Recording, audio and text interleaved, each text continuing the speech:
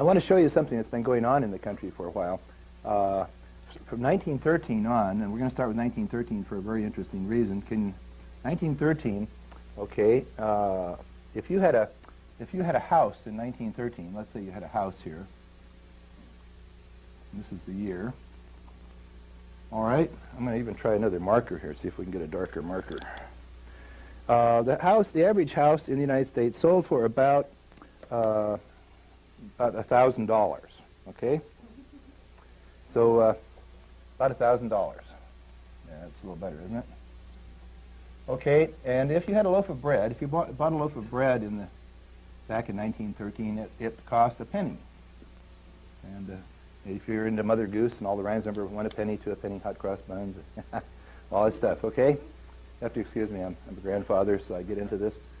All right, but it's fun to see how things change here, because we're going to show you that there's a pattern. If we go to school, we get in history what's called existentialism, and I don't know if you know what existentialism means, but it means that there isn't any reason for anything; it just exists.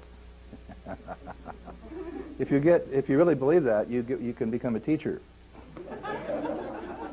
All right, we're going to show you that things don't just exist; that they are caused. And as the saying goes, yes, Virginia, there is a plan. Okay. And you're going to be amazed at this plan, I think, when you see it, because it's affecting all of us, and yet we don't realize what it is. It's sort of like we're in a riptide. We swim in, and then every Friday we swim back out. You know, when the paycheck comes in, we lose it all again. And we just live paycheck to paycheck. And the other 6 days of the week we're trying to swim in, and payday we swim back out. Okay. All right. Now, what we have here is a dollar then, back in 1913, was worth $1. And income tax in 1913, does anybody happen to know right offhand what the income tax was in 1913? Zero. Right. Isn't that interesting? There was no income tax, was there? All right. Now, we're starting with 1913 because we're going to again and again and again come back to this, because we're going to demonstrate, I think before the meeting is over here, that the United States was a different country after 1913. It had different management, it had different goals, it had a different operation. We are actually witnessing the advent of two Americas, if you will. All right? And there are two Americas existing right now, side by side. Now, you may sound like, well, which way is out? Okay.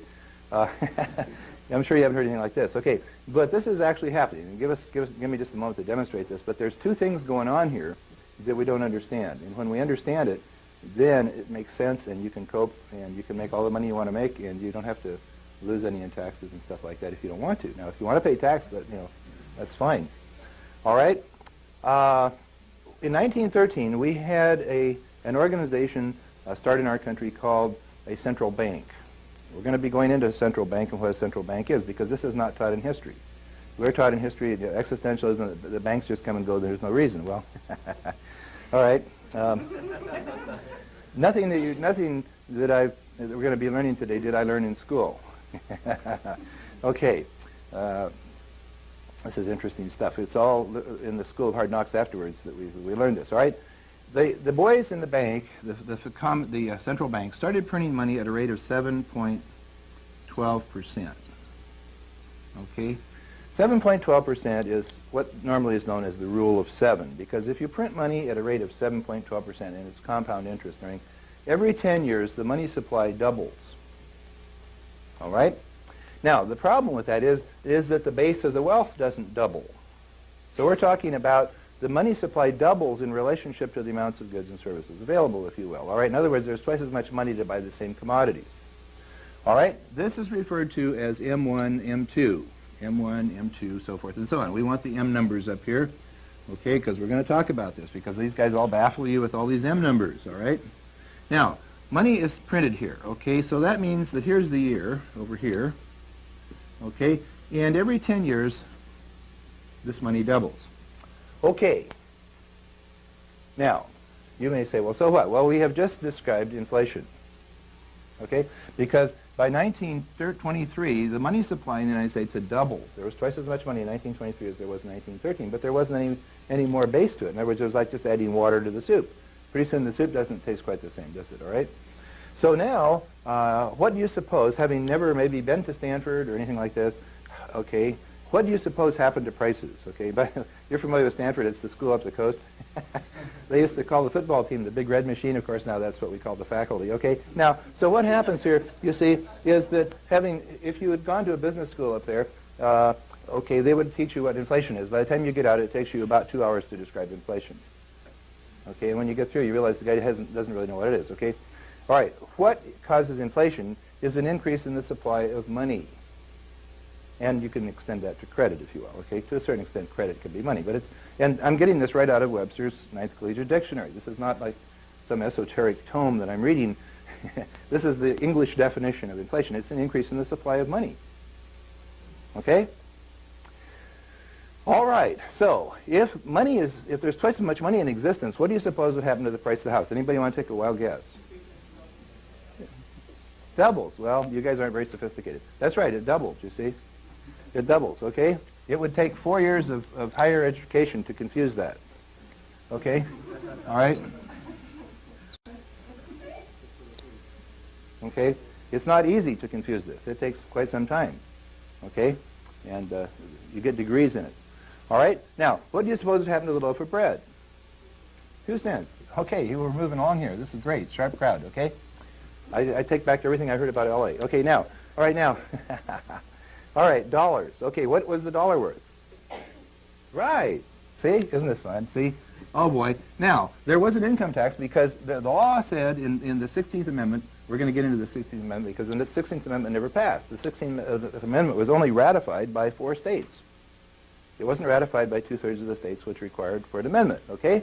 There are some books on the subject which we'll get to later on. We're going to talk about books later on because you're going to hear some pretty bizarre stuff from me, and I would just want to be able to document it, okay?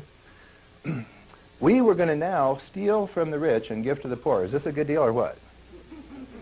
That means for you to collect something, you didn't have to do anything. Is this great? You see how that works? See? And somebody who does produce something now is now stolen from. I mean, hey, this is a great system, isn't it?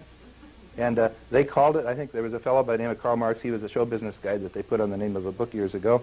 And 20 years after the book was written, his name was added to it to distract from who really wrote the book. We'll get into that in history. He said that this garbage, or whatever you want to call it, is that this is called from each according to his ability to each according to his need. Isn't that interesting? So if you have an ability to pay, you pay. And if you have a need, you receive. Is this great? This has built the tremendous system that we see in Russia today. After 80 years, they cannot produce a paperclip. Okay? Why? Because, let's just take for an example, okay, you get a plot of land over there, and you go out and you say, well, this is exciting, and they give you a tractor and all this because it's a state farm, isn't it? Yeah, no pun on the insurance company. Okay, what happens here is that, so you go out every morning at 5 o'clock and you farm this land, okay? And boy, you have a great harvest. Well, meanwhile, this dodo that lives next to you sleeps till noon every day. Well, you know, he's not too excited about it. Now, what happens at harvest time? You take your wheat into the government town, and the government gives you back equal amounts. I mean, because you're equal now, right? Isn't that interesting? So you make an interesting observation that on the day of harvest, he gets as much as you get. Get it? This is equality. Why, isn't this nice? Okay, the only question I have is, what time do you get up next year? Yeah.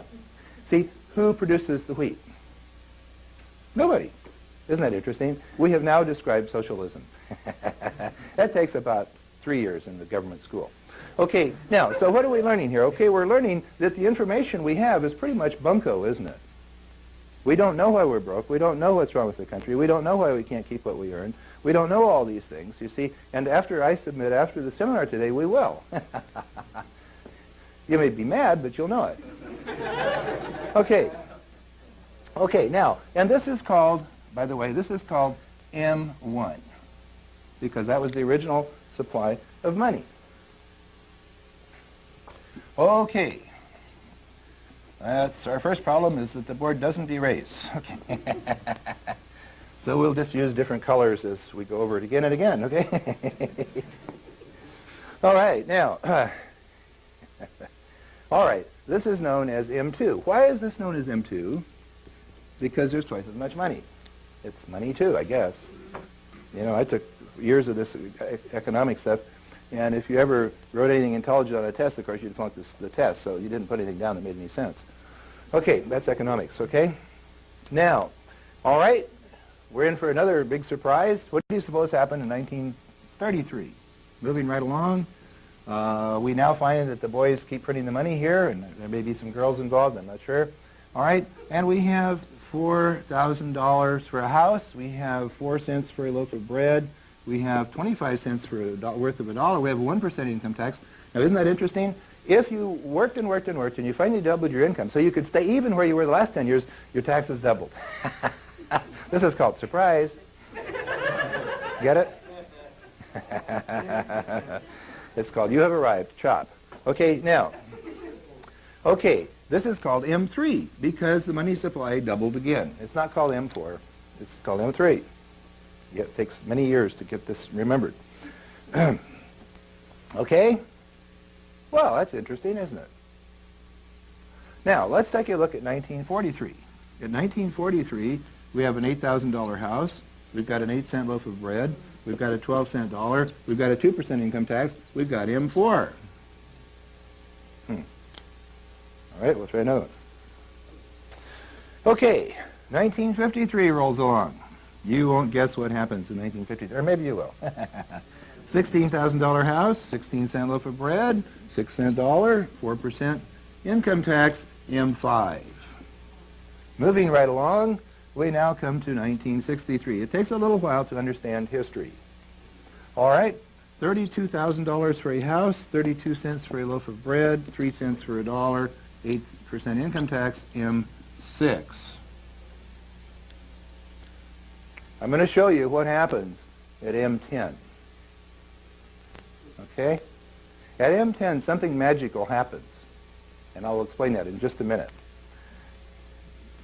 Okay, 1973, we have a $64,000 house, a 64-cent loaf of bread, $1 worth 2 cents, and a 16% income tax. We have M7. Moving right along, we come to 1983. We have a $128,000 house. We've got a $1.28 loaf of bread. We've got a $1 worth 1 cent. It takes 100 times more today to buy something than your grandfather paid in 1913. Plus, you're going to lose 32% in the taxes, which he didn't. You understand how why Grandpa had the farm and you don't, right? I mean, this is understandable? Okay, he was much better off. Okay, M8. Okay, moving right along, we come to 1993. And since this is going to be on a videotape, we won't tell you what year this is. We'll just keep going. Because, see, it really doesn't matter. This thing will be just as correct 20 years from now as it was today. Okay? We've got, oh golly, 128, what have we got there? $256,000 for a house, a $2.56 loaf of bread, $1 worth 1/2 of 1 cent, and a 64% income tax, and we have M9. Isn't this exciting? All right, moving along to M10. We have the year 2003, $512,000 for a house, $5.12 for a loaf of bread, $1 worth 1/10 of 1 cent, and 128% income tax, and M10. We have arrived. How would you pay 128% income tax? And I'll give you the answer. You'd have to sell everything you own and borrow money. And you would say, well, who would do that? And I would tell you right now, American farmers all do that. Isn't that interesting? Anybody who has property does that. Because the property, the ownership of the property is a burden. Okay? All right. The ownership of anything is a burden. Okay, what happened here? Why? What happened? Let's take a look. Let's go back to 1776. We go back to 1776, and the average house was $1,000. And again, we're going to give you some books and documentation. The loaf of bread was a penny. Okay? The dollar was $1. The income tax was 0. Okay, and we still had M1. Okay? Now, 137 years go by. Okay? All these years go by. And what do we have? Why? We have no inflation, do we? Now, what do we hear when we go to school? Inflation has always been with us. Inflation is a perennial problem. Whoops, not for America. Not for the first 137 years, was it? And we've always had taxes. Well, not for the first 130 years we didn't have these taxes. By the way, you know, Will Rogers says there is a difference between death and taxes. Did you know that? He said that death doesn't get worse every time Congress meets. Okay, but anyway, so what we have here, you see, is that Okay. Okay, as you see, that basically we have 137 years here where there wasn't any income tax or any inflation. Isn't that interesting? We didn't hear this in school, did we? We didn't hear that there was a big difference between 1776 to 1913 and 1913. We didn't hear this in economics. We didn't get this in history, did we? A few things kind of left out of the school system, isn't it, see? Well, suppose I went to school and I taught this. How long do you think I'd be on the faculty, see? See, not very long. Probably till about the college president heard I was teaching something like this, because this is not to be taught on a college campus, because this does not produce adjustment, you see. And that's what they're after with the kiddies, is adjustment. Isn't this interesting? It's not necessary that Johnny learns to read, write, or spell. It's necessary that he's adjusted. We have now just discussed higher learning. See, actually higher learning is dangerous, so you don't get any of it. You just get more years in school. It's devoid of higher learning, isn't it? All right? Because you'd be all upset if you learned something happened in 1913 that wasn't going on before, wouldn't you? And that wouldn't produce adjustment, you see. So therefore, the government must run all the schools to make sure that this adjustment is induced. All right, let's take a look at this. Okay. Well, you know, you say, well, things are different now. You know, it's not as simple, and, you know, so forth and so on. You don't want any of these simplistic answers and, you know, all this garbage that explains why people can't explain what they learned when they went to school. It's complicated, okay? All right, let's take a look at this. What happened in the country from 1776 to 1913? Was this good for the country, or was it bad for the country? So let's just analyze this for a minute, okay? What was the impact of no taxes, no income taxes, and no property taxes, well, a little bit of property taxes, but certainly no inheritance taxes on the country, where people could actually acquire property and keep it? Was this good or was it bad? Was this a positive incentive or was it a negative incentive? See, so forth and so on. So let's just take a quick look back through history, and we'll take a look and say, well, history started, I think, about the year, what was it, 3000 BC or something is the first time. So Moses wrote the first 5 books of the Bible, or the Pentateuch, they call it. And from the Garden of Eden, which is about 3,000 years BC, something like that, okay, until America was started, 1776 AD, here, okay, what do we have? Approximately 5,000 years, something like that. And then we have a little period of time after this, okay, to 1913. Okay, little period of time. Okay, now, from this period of time to this period of time, what happened? If Adam and Eve wanted to go somewhere, they'd probably ride a horse, don't you imagine? Now, if George Washington wanted to go up to Philadelphia to the Continental Convention, and he left Mount Vernon down in Virginia, how do you suppose he would travel? He'd ride a horse, wouldn't he? So notice what we have. 5,000 years goes by, people are riding horses. That's interesting. Not a whole lot of progress, is there? Okay, let's go back. We'll look at the Bible here. We'll go back into Gideon in the Valley of Midianites. Remember, he was up there and he had all these Midianites down the valley, and they signaled to him, and they waved lanterns. This was like about 2,000 years BC. This was back in the book of Judges, okay? Now, notice, if you wanted to send a message at night 4,000 years ago, you waved a lantern, didn't you? Isn't that interesting? Now, question, here's the biggie. When Paul Revere wanted to notify us that the British were coming just 150, 200 years ago, how was he able to signal that? He put a lantern in the belfry, didn't he? Isn't that interesting? 4,000 years later, guys are waving lanterns. Hi, George. Hi, Sam. How are you? See? Good. Well, time to go. See, waving lanterns. Not a whole lot of progress, was there? Why? Because if anybody invented something, it would be taken away from him and used against him. That is called socialism. That's called from each according to his ability to each according to his need. So no, everybody makes sure he doesn't have any ability. We've now described America's welfare program. If you work, you lose. If you produce anything, out. Only if you are a non-productive, unmarried person bearing children are you eligible for these rewards. Now, what's happening to the homes in America as a result of this? Is this good for America or bad for America? What are we getting? We get what we pay for. Have you ever noticed that? If we want to pay for licentiousness, and we want to pay for no production, you simply buy it. And it happens. And what is our money going for? Something that's good for the country or bad for the country? You see. Isn't that interesting? We haven't get to wars yet. We'll get to that. Wars are even more interesting because that kills the people quicker. Sometimes you can't wait for a generation. You have to do it right away. The money buys that. Okay, now notice what we have here.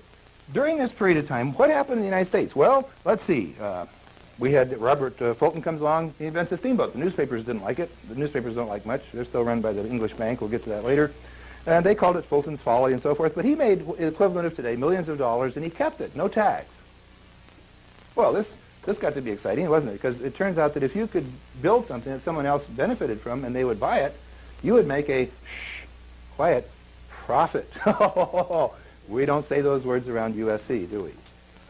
Profit. Oh, very bad, greedy, filthy. You see, all these things are attached to profit. Profit is what caused the progress. Guys could keep what they earned. Isn't that exciting? Hey, the first time in history this ever happened. And no nation on earth had ever developed where the people could keep what they earned. You always had this problem of having sharecropping and so forth. That's where a lot of your wages go to the Lord of the Manor. You recognize it today. It's called withholding. Okay, you see? And see, we have these new names for old slavery. You see? And the result is we produce nothing. How many guys you know don't want to work extra overtime or don't want to get any more money? It's just it's a big burden because now they lose it. Why work for something that they can't keep? You see the negative impact here of this stuff. Okay? Now, all right, so we find here some interesting stuff. We have Eli Whitney comes along. He invents a cotton gin. All the cotton mills and the presses in Europe collapsed. You know what England did? They passed a law that the cotton gin was illegal in England. Boy, that would stop it, wouldn't it? The whole garment industry in England totally collapsed. Nobody produced anything anymore. It was deader than a doornail. It was all produced from New York. Isn't that interesting? It still is. See, you can't make a law that outdoes economics. I mean, economics is the ultimate law. We're going to talk about this today. Economics is the law of why people, of motivation, why people do things. All right. Somebody once said that the pen is mightier than the sword, but the purse always buys the pen.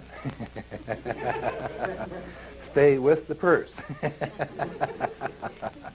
This happened in the case of Karl Marx, where the Bank of England actually bought his pen. He's buried in England, London, of course, where his employers were. He never went to Russia. Isn't that interesting? Okay. All right. The purse buys the pen. Let's remember that. All right. The most important thing is who pays for it, because who pays for it gets what he pays for it. Well, we find that Cyrus McCormick comes along. He invents a reaper, makes what's equivalent to $1 million today, keeps it.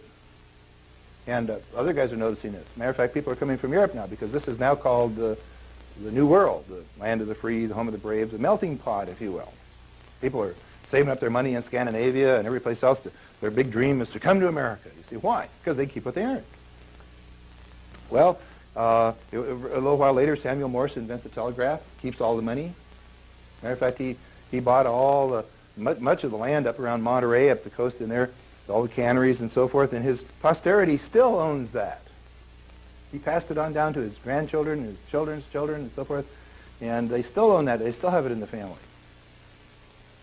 you see, because he invented a telegraph. Isn't that interesting? A few other things, too. Well, we find that a guy came along by the name of Alexander Bell, and he invents a telephone. Isn't this interesting? He keeps the money. Well, another fellow comes along by the name of Marconi. Now, Marconi actually invented the radio in Italy. He didn't dare introduce it there because the government would take it away from it, the government radio. So he went to England, and he tried to introduce it in England, and they put him in a mental institution. They put him in a, and meanwhile, the boys in the bank got his invention, and 20 years before he was able to get to America and release the invention, they were talking back and forth between London and New York. Isn't that interesting? With his radio. But nevertheless, he was able to get out of the funny farm and come over to America, where he introduced it and made millions of dollars as a result of inventing the radio.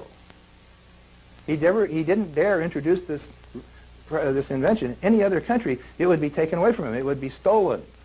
That's why in the first 5,000 years, nobody invented a radio. It's really not hard to figure that out, is it? If you've been in the Army, you understand how that works. Anybody who produces anything in the Army is taken in and given what they call a GI shower. The other guys don't like it when you do things that make them look bad. You stand in the middle of the third row, you never volunteer for anything, you wear the same suit, and you don't look any different and you don't do any differently. You got that? because the next shower is with Y. You see, and you can take care of guys that produce things. Because the peer pressure not to produce is extremely high, you see, if that information is used against the other people. In other words, if you peel potatoes twice as fast as the norm, the next guy has to peel potatoes faster. That is a threat to him. And they'll take care of you. There's ways to do that. Sometimes it's called missing in action. But you will not peel twice as fast. Got it? Under no condition will that ever happen. You see? Any progress is penalized. And as a result, nobody produces anything. It's pretty simple to figure out, isn't it? All right. A fellow comes along by the name of Thomas Edison. He invents some electric lights and recorded sound and so forth and so on. Makes millions of dollars. He keeps it all. Can you imagine this? These guys kept it. Wasn't that greedy? It's hard to believe. All these inventions are made by these greedy people, isn't it? All right. And then now you got the Wright brothers come along. They invent some airplanes. They fly around, keep the money. This is interesting. Henry Ford comes along, introduces the mass production of automobiles. People are driving. There aren't even any roads. Henry's driving all over in cow trails. The Model T's this high off the ground so they can go through the mud. Only in America. Notice these things didn't come from any other place. Oh, there was a spin-off, and France could copy us. After we had the airplane, then they could copy the airplane. And after we had the mass production automobile, then they could copy that. You see, notice the most advanced technological country today. Now, I come from up in Silicon Valley, up there in the San Jose area.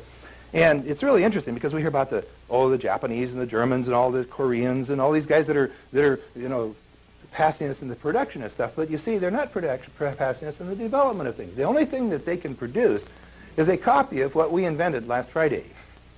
You notice that? It's really fascinating.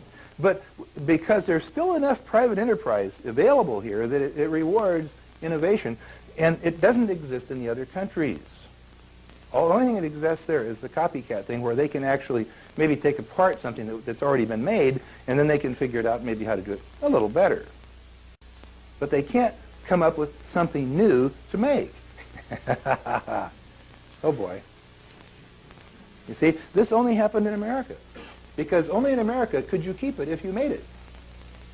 Over there, it would be taken away from them. Now, the thing changes. If a Japanese person comes over here, it all changes. Now he can invent things too. You see, it's not his race, it's his economy. See, because you can't say Italians are stupid because Marconi invented the radio. It's just, in Italy, they don't do anything. Okay? And neither would you if you lived in Italy. And neither would I, because it's just taken away. It's better off to just go down to the beach and go swimming and forget it, which they've been doing for 5,000 years.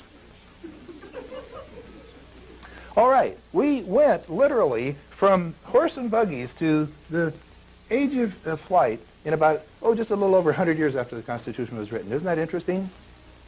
Now, what marked that period of time? What was the distinguishing characteristic? The distinguishing characteristic was no income tax and no inflation. Are we having fun?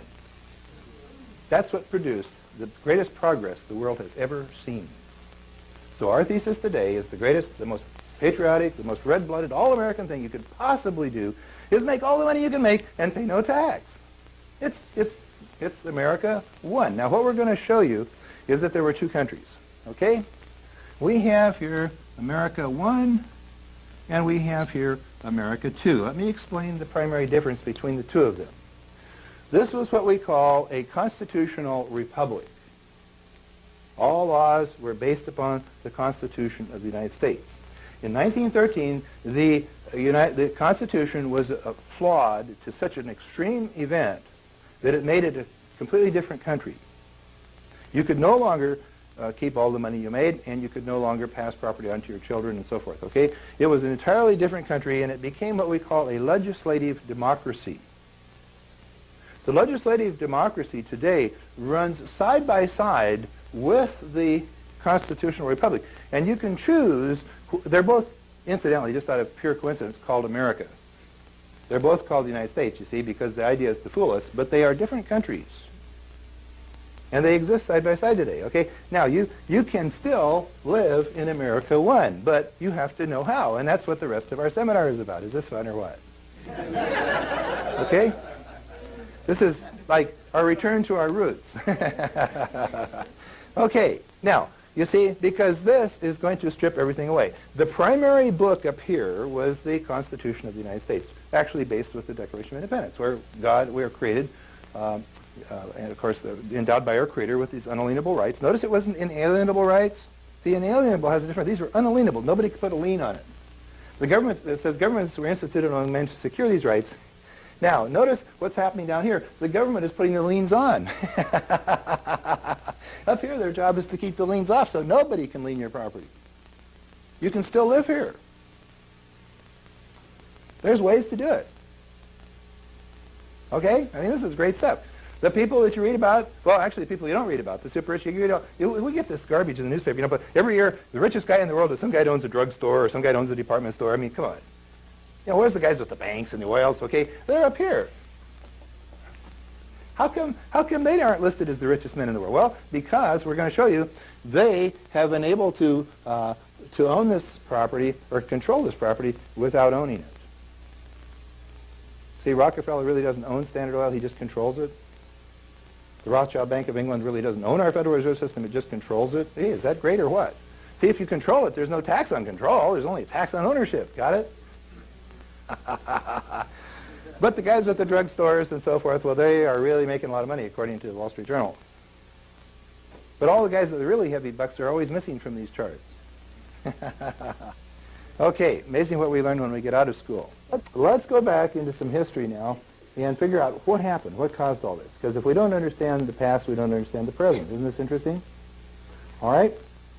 So I want to go back to, our Garden of Eden scene again. Of course, then we had a flood, and the flood went away, and people started a thing called the Tower of Babel. The Tower of Babel was where some guy made a record and called it, "I'll Do It My Way."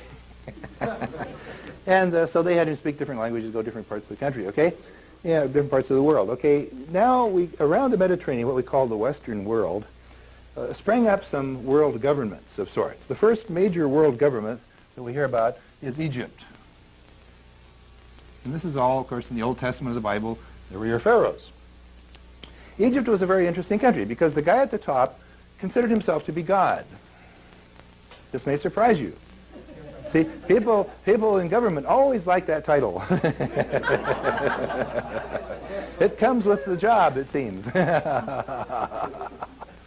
Yes, they really enjoyed that. All right? So, you see, and so to do anything against this guy was considered blasphemy. Well, you can't beat that. Any kind of revolution was a rebellion against God, you see. And they worshipped the sun, and they had temples that they met in, and they had temple priestesses and temple prostitutes and temple this and temple that, and they had all this, these strange things that they worship, like the, different phenomenon, okay, like frogs and so forth that they worshipped in Egypt. Well, Egypt was eventually conquered by a country called Assyria. Assyria was, sort of up where Iran, Iraq are today in that area. And they conquered Egypt. Now, the guy who ran Assyria, this may come as a shock, considered himself to be God. See, notice the name and the location changes, but the title remains the same. Okay? And they had a temple thing, and they had sun worship, and you see, it's kind of like the same thing. Well, this goes on for a few years, and then there were some guys from Babylon, which was down further south from Assyria, Babylon, and they conquered Assyria. Isn't that interesting? Now, in Babylon, the king up there, for some reason, thought he was God. You see, same deal. They had temples, and they had these rituals. They worshiped the sun, and da-da-da-da. Okay, ready? Okay, another world empire comes along, conquers this Babylon. This is the Medo-Persian. The Median tribes up in the north, where basically you're up around the Baltic Sea up in there. And then you had the Persians, Medo-Persian, okay, which is where Iran is today. Okay? Now, the thing that characterized this guy was that he thought he was God. See how this changes from time to time, okay? So we have God, God, God, God. Got it? See, history isn't that hard to remember, okay? Now, okay, and things went along pretty well until he was conquered by Greece. Alexander the Great conquered this. Alexander the Great was an interesting guy. One item of note about him was that he thought he was God. Okay? And they had he worshipped the sun and a few things, and they had little temple prostitutes, temple priests, and so forth, and pretty much the same thing. And then he was conquered by Rome. Isn't that interesting? And the Roman Caesars had this little trait that they like to have people call him, you know.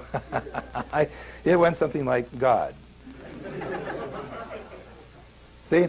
So the guy who runs government always thinks he's God. This is not something that the IRS just created recently. This has been going on for some time. See, if we don't understand history, we don't understand the National Enquirer, okay? As we go through Safeway, our trip is meaningless. Okay, now, so what happens? Okay, so we find here that in order to be able to understand this, we have to have a grasp on what's been going on before we got here, okay? Now we're ready to understand ourselves. All right, now, let's erase this again. This is going to be fun. Ta-da! This is getting easier. Oh, that lubricated. I guess there was no lubrication under or something. Okay. There we go. All right, now, so if we took this another way, we say from 3,000 years BC, okay, for the first 3,000 years until the time of Christ, we have a government that was primarily involved with external control, don't we? External control. Even the old Hebrew religion, if you want to know what to do, well, some guy went up to the mountain and he got some tablets, and he brought these tablets back and said, guys, here's what we're going to do. Notice it was not a democratic meeting, because they would have come up with the golden calf if they did it, wouldn't they? Okay, but he came up with these tablets, you see, and said, thou shalt not steal, thou shalt not covet thy neighbor's wife, and all these things. Well, hey, that's not what we want to do, is it? See, that was external. That was external stuff, see? And he says, if you do this stuff, you're going to die. Okay. So, guys have been trying it ever since. Okay, now, so what happens, okay? And so what causes a lot of death, okay? Okay, you see, this doesn't come from what the guy wants to do. It comes from an external source. The guy at the top had this little attribute. He was always right, because he was God. Now, you can't beat that for authority. That's as good as it gets. Okay, now, okay, along comes our friend Christ now. Interesting guy.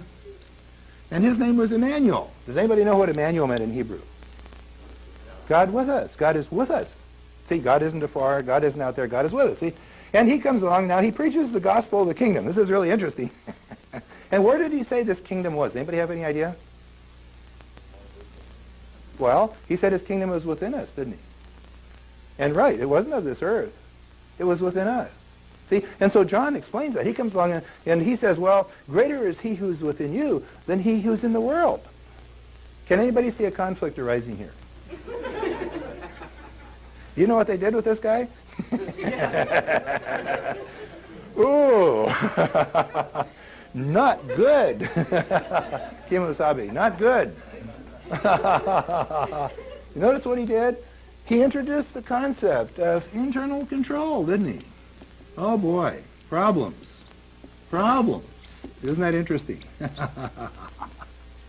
Now, what we're going to show you for the next half an hour, and how much time do we have till the break here, Guy? Well, what time did we start? Started at 9. Okay, so we've been going... Okay, so let's go for about an hour and take a break, and then we'll come back for another hour and take another break, and then we'll come back, and then there will be no break after that. No, I'm kidding. Now, okay, so... All right, nobody will come back after that. Now, see, because I submit to you that if we understand this, we'll understand, like, what's going on with our paychecks. Okay, so for the next 15 minutes, and then we'll have a break, I want to talk about what was the effect of internal control on the world. Because there was some effect. If you look at a map, and I'm not a good cartologist here, but anyway, what you have is the Mediterranean Ocean, something like this, and you got Africa, and you have Arabia Peninsula, and you got India over here, and you've got Europe and Scandinavia coming over here like this, and you've got England over here, all right? Now, there you've got what's called the Caucasus Mountains. Now, out of this melting pot, if you will, or the beginning of civilization, we find there were two flows. One flow went this way, and one flow went this way, both of them ending up in England. England is our pivot point here in history. It's interesting, okay? Now, what you're going to find is that these people had internal motivation. Okay, these people became what we know as your Caucasians. They became known as the Anglo-Saxons. There's all kinds of names for them. They went into Germany where they became the Teutons. They went into Scandinavia where they became the Vandals and eventually the Vikings.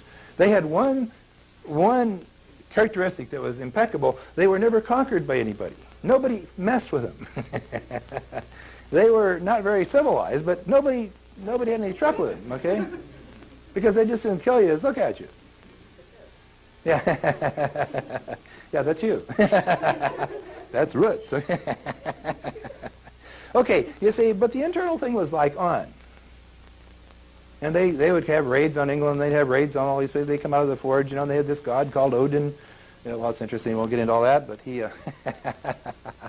ran the bank and a few things. Okay, now, along here, we have basically our Latin type people, okay, which is Greece, Italy, France, Spain, and so forth. Now, the characteristic of this group of people was external control. Matter of fact, they went into France, and today we find Ireland is populated by your people from France, whereas Scotland is populated by people from Scandinavia, basically, okay? So you find a big difference in the people. You'll find a big difference in their governments. You'll find a big difference in how they relate to things as a culture. Now, if a person leaves and goes to another culture, then he will change. It's not a racial characteristic, it is a cultural characteristic.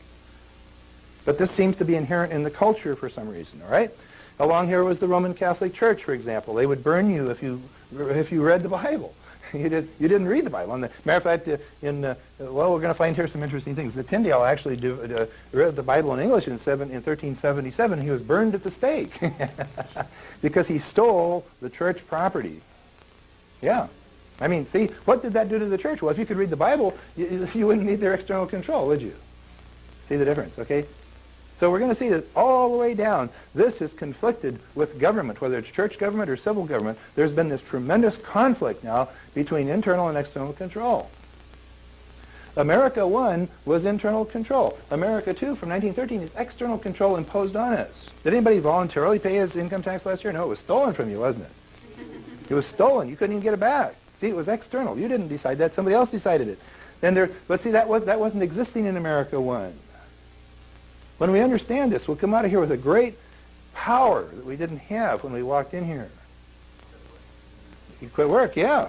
Well, the secret is you quit working for someone else. Now you want to work for yourself because you get to keep it if you work for yourself. See the difference? Okay. So what happens over here is that this culminates in what we call the feudal system. Over in England, we had a king. Now, king means sovereign in Latin, the term Caesar. Okay, it means the guy who owns the place, the guy who owns the land. The guy who owns the land usually has all the power and all the wealth. It's not very simple. The power is in the land, as far as economics are concerned. Okay, in German, that's called Kaiser. In Russian, it's called Tsar. In English, it's called king. It's the same word. It comes from the Latin word sovereign, or Caesar. Okay, the king had his nobles, the knights, the dukes, the duchess, the earls, the barons, and so forth, and that was about 5% of his population. And then the people who actually did the work were the serfs, the 95%, okay? Now, how this shook down was that your people from this area down here came and became your serfs, and the people from this area came down and became the nobles. And so you had this noble class here of people. Now, I wouldn't say class, this noble category of people. It wasn't a class, it was sort of like they were just the guys. The king had a proper system of rents. He would rent the land to the nobles, who in turn would subrent it to the serfs. Everybody had to do their fair share and all this kind of stuff, whatever. That meant as little as you could get by with. Because nobody could keep what he earned. Even the nobles were being changed. And as a matter of fact, this guy John was really a nut, this King John.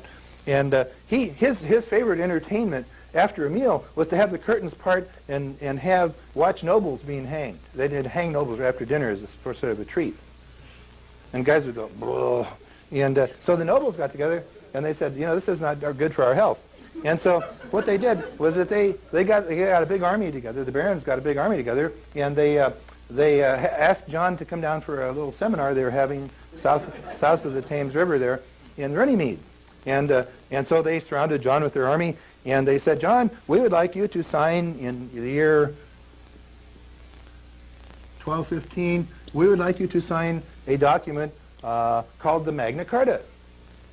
And the king says, well, what does that mean? They said, well, it means magnificent contract. He says, yes, I know, but what does it do? And they said, oh, it gives us the ownership of England.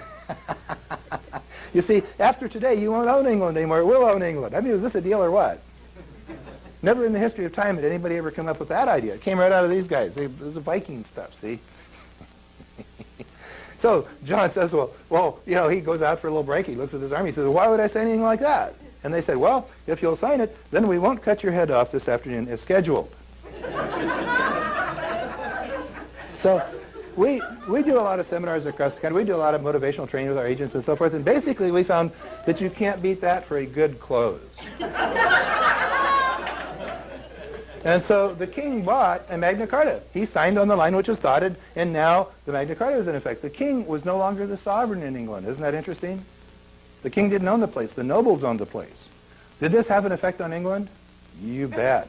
You bet. Because it wasn't very long later, until about 1295 here, some interesting things happened, because this was our Magna Carta. Okay? They said, well, look, this is really kind of crazy. We own the land, and the king is still taxing us. The king was putting the tax on the land. He's still collecting the tax. And so the guys got together. They said, well, this doesn't make any sense. So they went to the king in 1215, and they said, King, we want to start a parliament. And he said, what's that? And they said, well, that's where we make the law instead of you. The king looks out the army, out the window, he sees their army, and he says something like, okie dokie. Reminds me of the story about Jimmy Carter. Supposedly David Rockefeller called up Jimmy Carter back in the late 60s and said, Jimmy, if we make you president of the United States, would you do everything I tell you? And Jimmy thought, and he said, peanut butter. Okay, so anyway, so what we have, you see, is basically the same thing, okay? So the king now no longer made the king. It's really hard to do serious seminars. Okay, now, so what happens? So the king no longer made the law. The law was made by the nobles. And what do you suppose they decided? Well, they wouldn't pay tax. What a shock. Just like that. I mean, just pass the law. The nobles from now on would not be taxed. Are we having fun? So now what did they do? Well, they went all to the world. They went into Africa, they went to India, they went to China, they went to Australia, they went to the New World, North America. In every place they went, the nobles could make everything they wanted to make, and they were never taxed. Now, occasionally, the indigenous citizens wanted to tax them, like Mahatma Gandhi or something like this, and they would decide, okay, since these guys from England are getting all the natural resources out of our country, we want to tax them. Now, the noble had a solution to that. Okay? What he would do then is that he would bring in the British Army. And the government now would no longer be an indigenous government. It would be called a colony. See, a colony is where the laws are made from London. Is this interesting? Where now the nobles make the law, and they decided that they wouldn't even be taxed in any part of the world. And if they had a problem with that, the British Army would go in. Now, what happened, you see, was that the British Army was protecting the business of the nobles. The British Army went all over the world. It came to the point where the sun never set on the British Empire. The British Empire was simply the nobles making all the money they wanted to make and keeping it. We now understand British Empire. That's all it was. And to make sure that there weren't any problems, they had an army. And it was a good army. This army, before 1700, went 300 years undefeated. All the powers of the world put together could not defeat the British Army. It was incredible. It was powerful. Nobody fussed with the British Army. Well, that was Parliament, 1295. Okay, then as we pointed out, some interesting things happen here. See, notice what we're learning. A little bit of internal control. A little more internal control. You see why history cannot be taught in the government school? Because it's going contrary to the government philosophy. And so it's just not taught. It's called, it's not there, existentialism. Okay, now, okay? Okay, so then along about 1379, we have Tyndale. Tyndale printed the Bible language. He was burned, okay, Tyndale. Okay, along about 1420, we have, or I'm sorry, that was Wycliffe, excuse me, that was Wycliffe. I get these guys all mixed up here. That was John Wycliffe. He was burned at the stake. Okay, John Tyndale had the same thing happen to him. Okay, that was 100 years later. Okay, or many years later. Okay, we have Tyndale, and then Wycliffe up here. All right, and Henry VIII cut his head off because Henry VIII was a Roman Catholic at the time. That was against their law. Well, Henry VIII now had some interesting problems because he didn't have a son after he'd been married to this Catherine of Aragon for 8 years. He'd had a couple girls, but no male children. And so he went to his Archbishop, Sir Thomas More, and he said, Tom, he said, I'm paraphrasing this, I want a divorce. And Tom says, good grief, Henry, you can't have a divorce. You've been married 8 years. He said, that's okay, I want an annulment. And he said, you got to annul 8-year marriage. And so he checks with the Pope and says, can't be done. So Henry has a very novel and imaginative, creative solution to this problem. He cuts off Tom's head. Okay? And then he starts a church called the Catholic Church of England. And he is the Pope. Is this interesting? And of course, then he went ahead and introduced the concept of disposable wives right now. And so what happens, you see, is that now there was a new church. The Holy Roman Empire had just collapsed. Now, the Holy Roman Empire was neither Holy Roman or it was an empire. All it was that the Pope blessed the kings. So it made the king have the benefit from the so-called God-man or whatever have you. Okay. Now, so you see, the system really is they're still trying to push it. Okay, it's interesting. Okay, that the guy on top is God. Okay, interesting stuff. All right. Now, to shield it within the framework of our country, now you don't know who the guy is. Like, who is the guy that owns the Federal Reserve System? Well, let's see. We know the Federal Reserve System is not an American corporation. We know it's not a government agency. We know that the president can appoint governors, but governors don't own the place. Who owns it?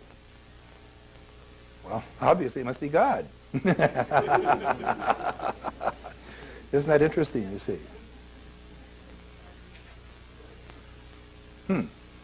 Okay, the internal control is wrecking the external control. There's a conflict going on. Don't kid yourself.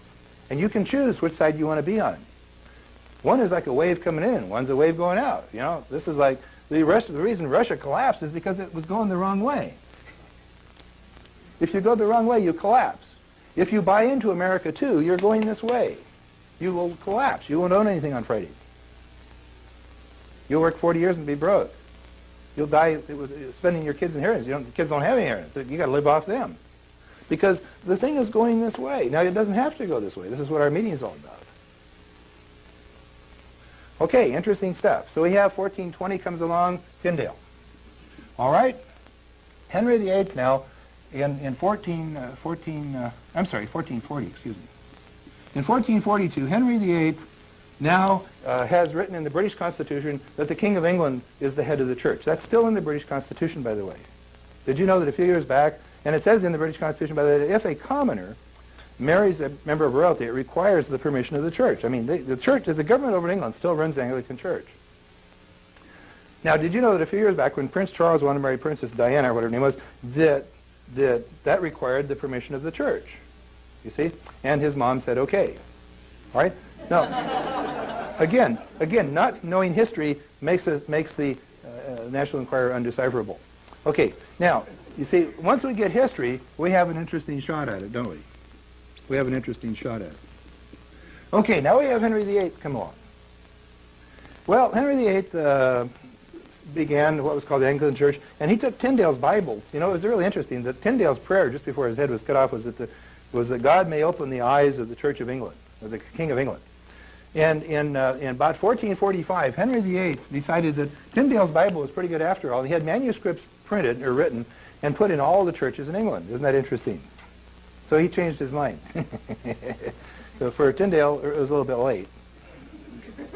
Okay? But the interesting thing is, see, even though God dies physically, his works live on. This is kind of an interesting concept. Because even though these guys were martyred, they were very effective. They were really instituting internal control, even though their body was taken away. This is heavy stuff. Okay, now, this goes along now until about 1599. And again, I'm just jumping through this. You can get back into history and you can find all kinds of stuff. I mean, I'm just skipping through the rocks here. I mean, there's a lot of stuff here. Okay, 1599, we had Gutenberg. Okay, what happened to Gutenberg? Well, he invented the movable type press. Up until this time, there weren't any libraries because nobody had any books. The only books were in monasteries or somewhere they were laboriously hand copied. Now all of a sudden, Gutenberg invents a printing press, movable type. Okay, what happens in 1601? the king of Scotland, James, comes down, the Stuart kings, because Mary, Queen of Scots, was back in, Henry VIII's daughter, running England and putting all the Protestant or so-called Anglican people in. This is why John Bunyan, who wrote Pilgrim's Progress, wrote it in prison, because all the preachers were put in prison, and the Roman government was brought back, the Roman Church was brought back, and so James comes down from Scotland, and he completely takes over England, and he introduces actually what was called the Scottish Presbyterian Church at that time. He didn't even introduce the Church of England. Okay, but he had all the Bibles printed in English. Isn't this interesting? So this King James Bible now was produced about 1611. So here we have the King James Version of the Bible. And it was written in English, and it was printed on a press, and everybody was given a copy. So the government sanctioned everybody in England now having a copy of this Bible. Well, you'd think that'd be the end of the problems for England. That was the start of their problems. Because guys would start reading this Bible now, and this was amazing because they never had a book before, so they wanted to learn to read, they read from the Bible. They wanted to teach somebody to read, they read from the Bible. They wanted to have a book at home, they had the Bible. It was the only book there was. Well, it had a tremendous effect on England. It's the basis of the whole English language. Okay, it also changed England radically because it said in the Bible that Jesus Christ was the head of the church. Uh-oh. Does anyone see a conflict? Mm-hmm. And so they decided, well, we want to start teaching our children that Jesus Christ is sovereign. They said, no, the government will teach the kids because we want to teach them that the king is sovereign.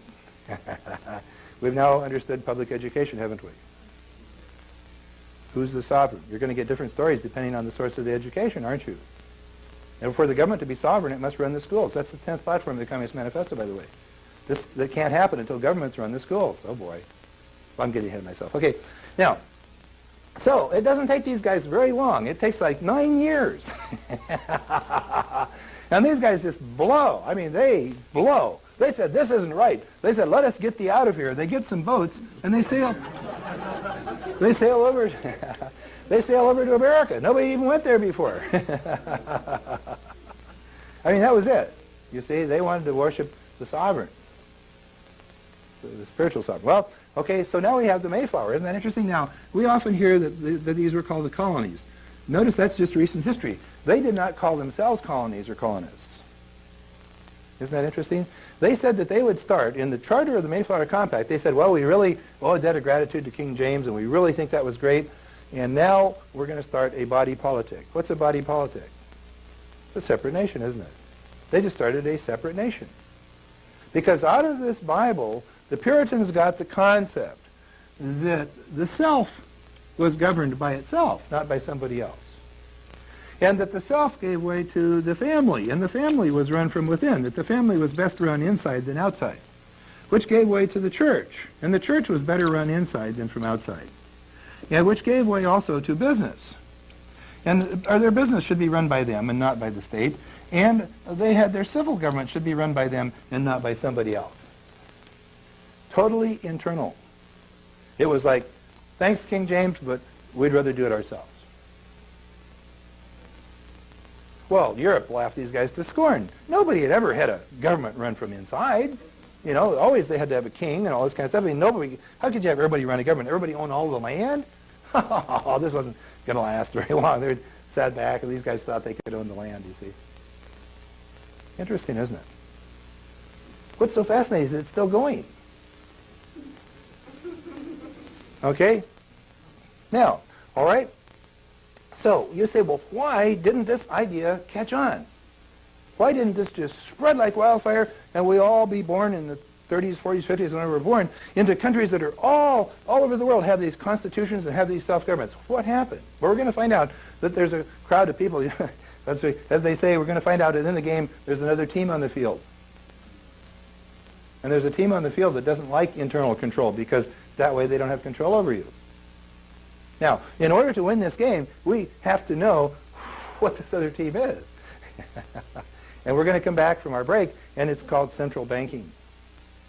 The boys live in the central bank, and the central bank gets to control the country. And I won't tell you how, because it's a big secret, and I don't want to spoil your next hour. Okay, but there's a word that explains it. Anybody know what that word is? Okay, we'll get into it next hour. We're going to explain it. Well, I'll give you a clue. The word is debt.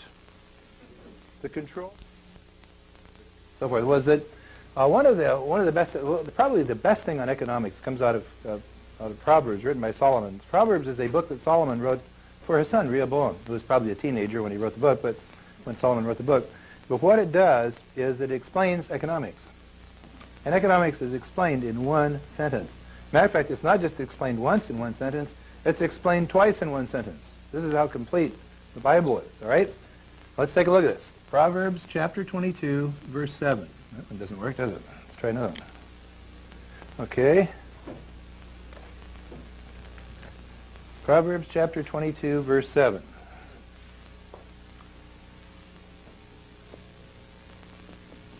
Okay.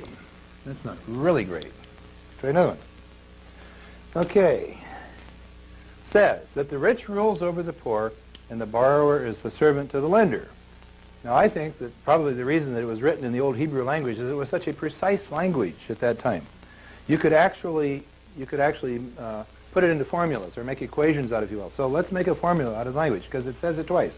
Once, the rich rules over the poor. Secondly, the borrower is servant to the lender. See, it says the same thing twice. Okay?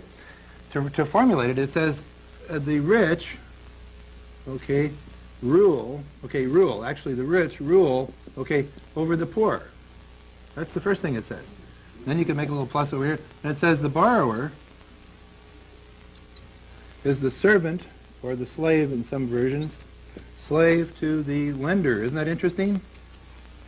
So, now I have this, not only had the fun of raising some kids, but now I've got grandkids to raise, okay? And they ask you all these questions. It's kind of, kids want to know the answer. They don't want to fool around with a bunch of gobbledygook, okay? So, all right, if a kid were to ask you now what a ruler is, how would you explain what a ruler is? What would you say? See, because if you say it's a king, that's not always true. If you say it's a president, because these guys aren't always ruling, are they? See, the answer comes right out of Solomon. Now, we've had 4,000 years to know whether Solomon knew what he was talking about or not. See, he was the richest man who ever lived and the wisest man who ever lived, in some respects. In some respects, he wasn't too smart. But on money, he was pretty smart. Okay? Okay, a ruler, got it? Ready? We're ready for some real economics. Is a rich lender. There hasn't been any deviation in that definition for 4,000 years. That is definitely the ruler. The servant or the slave is the poor borrower. Now, when we go to business school at People's Republic of Berkeley or Harvard or something like this, what do we learn? We learn how to get out and borrow money so we can start a business, don't we? See, notice, wrong. That's not what we should be learning. So they teach us, it's really slave school. We got a catalog from Harvard, and we thought maybe they would teach it different. We learned how to get to Washington. It seems that you go to Harvard and turn left. Okay, so what happens, you see, is that the whole education system is to put you under external control. Isn't that interesting? Do we understand why the manifesto says that the government must run all schools? Because that's what's going to be taught. This is the progressive education of John Dewey. This was started by Horace Mann back 40 years ago. And it's been culminated now into our present economic or education system, which has no education in it at all. All it is external indoctrination. Any learning is purely coincidental. Okay, now, this is economics. Some people understand it and some people don't. One guy who understood it, very smart guy, was a guy born in Italy by the name of Cosimo Medici. Cosimo Medici started a bank in the year 1300. Okay, it was the Medici Bank. He was the governor of Florence, and Italy at that time was a loose confederation of principalities, Genoa, Venice, Milan, all these different things, Genoa. And he wanted to unify or control Italy. So what he did was he loaned money to Italy, to the prince in the principality. He had a bank up here, and he would loan money to the prince. Isn't this exciting? Now, we all know how that works. If the prince can't pay the loan back, then he gets the prince's country. See how that works? Is this fun? You know, you ever see anybody that couldn't make their car payment? They have this little tow truck comes out and tows it away. See? Isn't that fun? See, this is called kingdom towing. Okay? And what they do is they tow your country away. We now understand poli-sci. That's all there is to political science. That's it. Okay? The process is called war. Every war that I know of that's been fought in the last 400 years has been over a money issue. It was never fought by governments or by people. It was fought for the benefit of banks. All we have to know is who the bank is, and we can understand war. Sometimes they own oil. Okay, now, so what happens here is that the bank comes along. So about 1400 now, about 100 years of this, Medici's conquering this and conquering that, and every time he loans money, he has to have a big battle. So he conquered an area called Pisa in Italy, and it had a finance minister by the name of Niccolo Machiavelli. Machiavelli was a young man. He was put in exile on his property back in Pisa, and if he left his property, he was subject to be executed. All right? Machiavelli wrote a proposal to the Medici Bank, and he said, you guys have got this thing pretty good, but it could be better. This is a pretty brash thing for this guy to say, because he could have been executed at whim. And he said, every time you loan money and get one of these principalities from the prince, you have to have a war. And every time you're at risk, every time it costs you a lot of money, every time it's a lot of work. He said, if you made me the number 2 man in the Medici Empire, now this guy's in exile, you know. Okay? He said, if you made me number 2 man, I will show you how you can confiscate every country in the world and you'll never have a war. Well, do you think this got Medici's attention? So they brought him in, and he said, now look, he said, you make me the number 2 man. He says, if this doesn't work, you can cut off my head. This guy was a real gambler. He says, if it works, I'm number 2. And they said, okay. And they said, what's your plan? He says, well, it's not just a plan. You got to do it. And they said, okay. What we're going to do, we're going to introduce a concept of balance of power. They said, balance of power? They said, yeah, balance of power. You've heard this phrase. We hear it all the time. Henry Kissinger uses it. George Bush uses it. Balance of power. I guess he uses New World Order, doesn't he, or something? Okay, same thing. All right. Now, so, George, read my lips, Bush. Okay? You know, you can always tell when George is lying. His lips move. Okay, now, so, we don't call him George Bush. We call him George Shrub. We don't feel he's mature enough to be a Bush. Okay, so anyway, what happens here is that, okay, because you see, all he's doing is he's fronting for somebody else, isn't he? You haven't noticed it? All right, George is not his own man. All right, we'll explain. That's our... We haven't got to the funny part yet. Okay, that's next hour. All right, there we go. Okay. So he said, what you're going to do now is you're going to loan money to 2 princes. And they said, are you crazy? And he says, got to do it. Got to do it. If it doesn't work, then... And they said, well, all right. So they loan money to 2 princes. Isn't this exciting? They loan money to Prince A and to Prince B both. And the condition was that the princes had to repay the loan. They couldn't pay it back with money that they printed, so the bank would run the money in the country here. So they would print the money, you see, B controlled the money. All the speeches by the prince now had to be approved by the bank because it was imperative that the people, the rabble down here, didn't catch on that the prince was no longer running the country for their benefit, but for the benefit of a bank. This must never be disclosed, you see.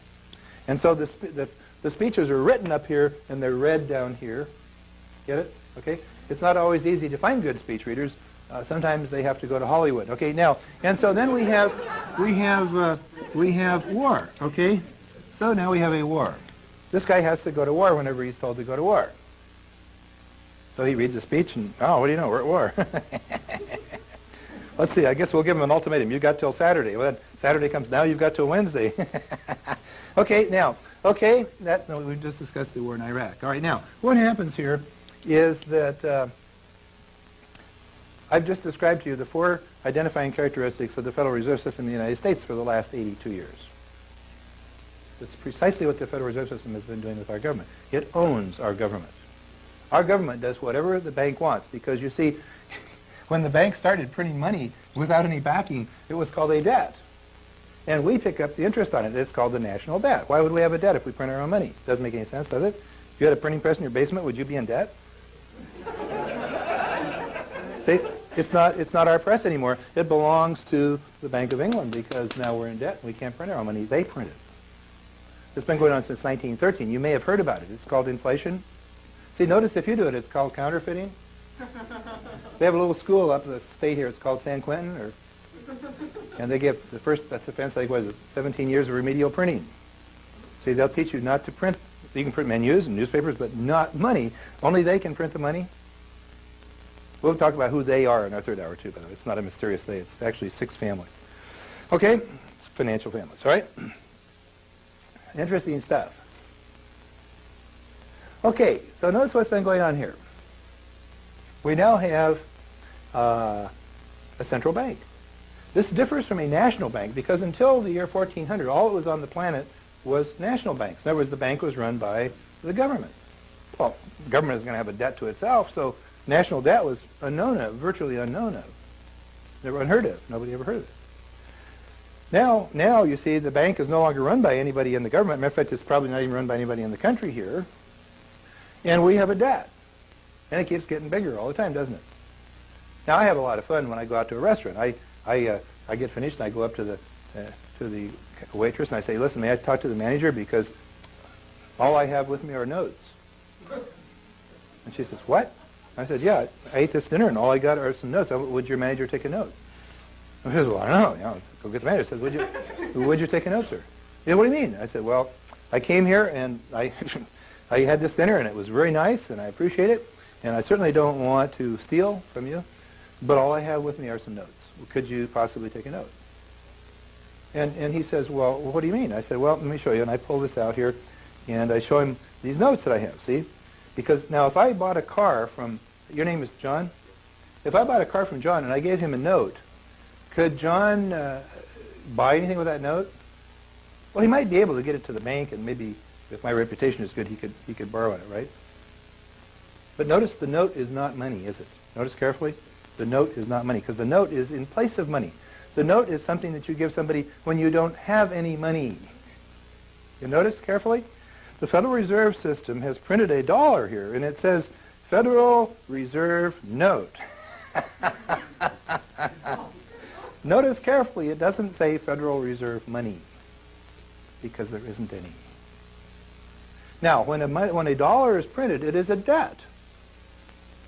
The debt is what you pay, and it's called the national debt. Are we having fun now? Do you understand why anybody who writes anything that makes any sense in an economics exam in any government school in the country would flunk? Because economics in school is designed to cover all this up so you don't know what's going on. Now, this sounds radical, and it is. The question is it true? If it's not true, let me know, and hey, I'll stop all this and go get a job, okay? Now, but if it's true, then we have trouble in River City, don't we? Okay, so your job today is to find out, okay, is this really true?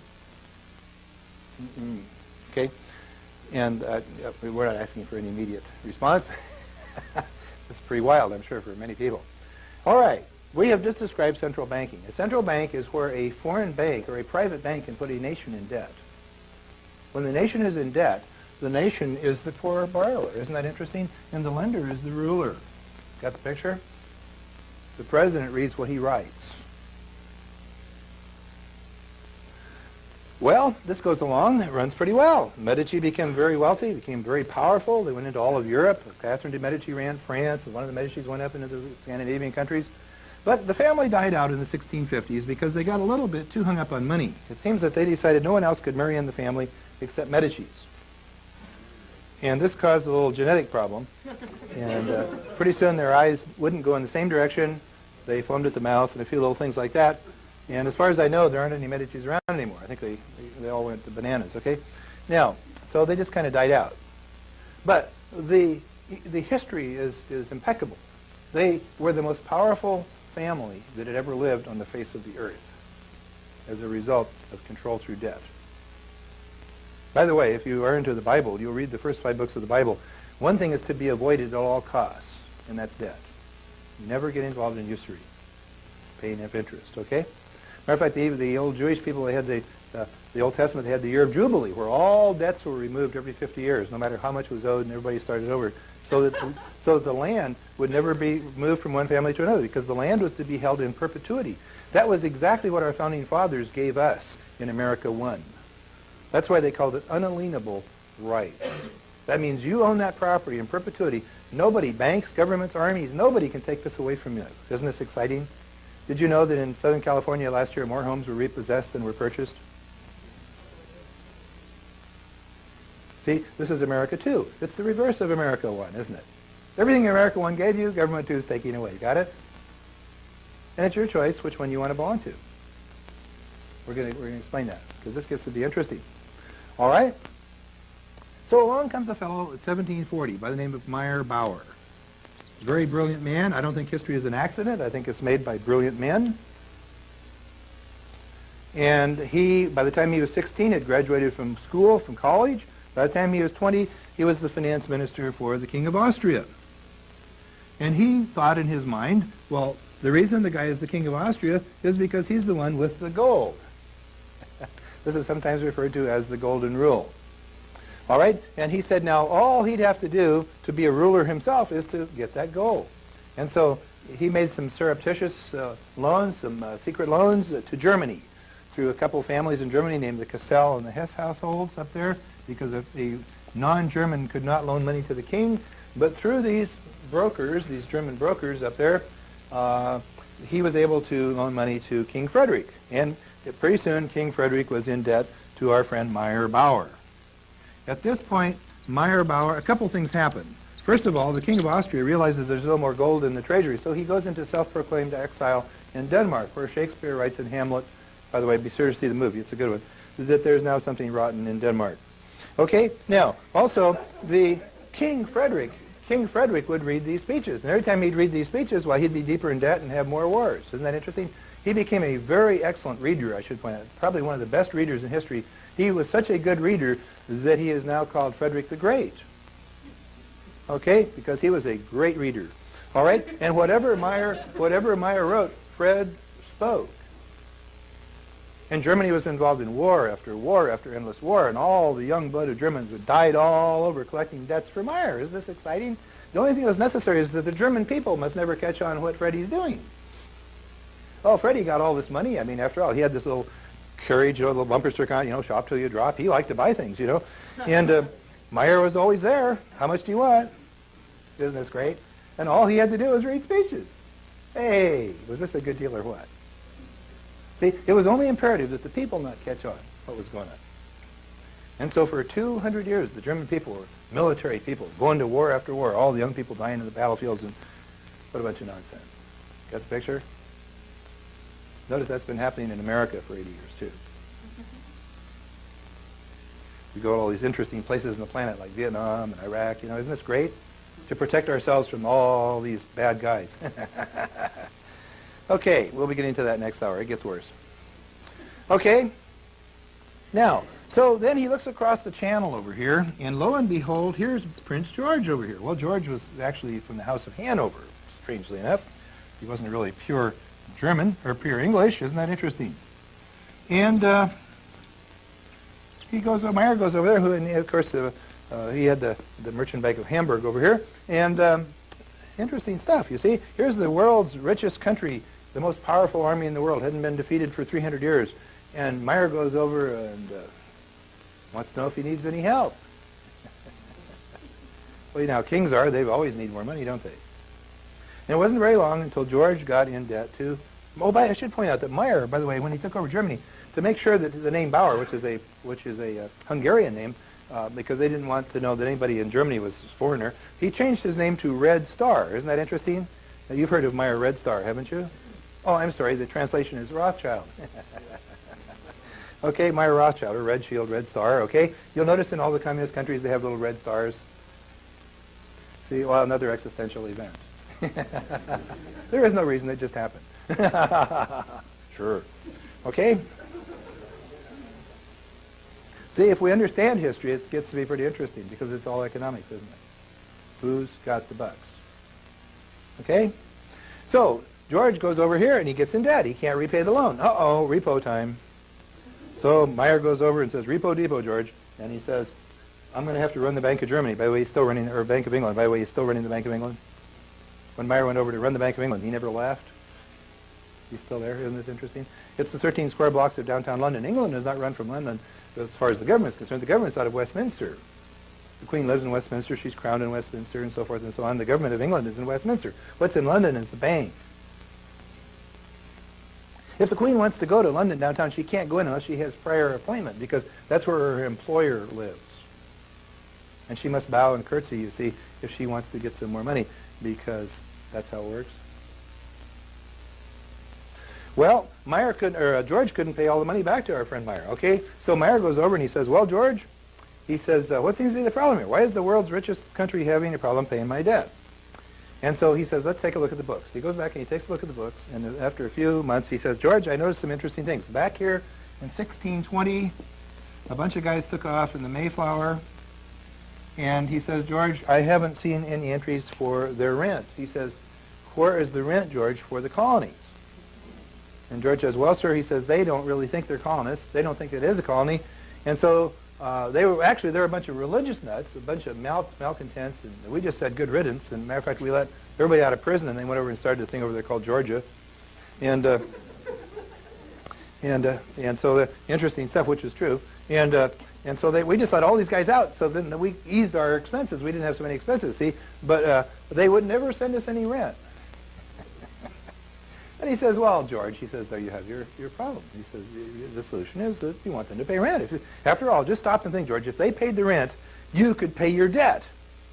And George says, God, smartest guy in the world. Why didn't I think of that, see? Sure enough, see? And he said, I'll send the army over right away. And Meyer says, George, please sit down. He says, good grief, no wonder you're just a king. He says, let me explain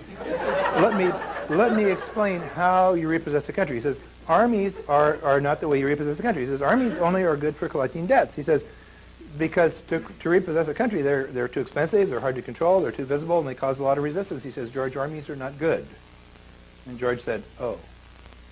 And so he said, George, let me explain how you repossess a country. George said, oh, goody, sir. Please explain. Okay, and so Meyer explained it.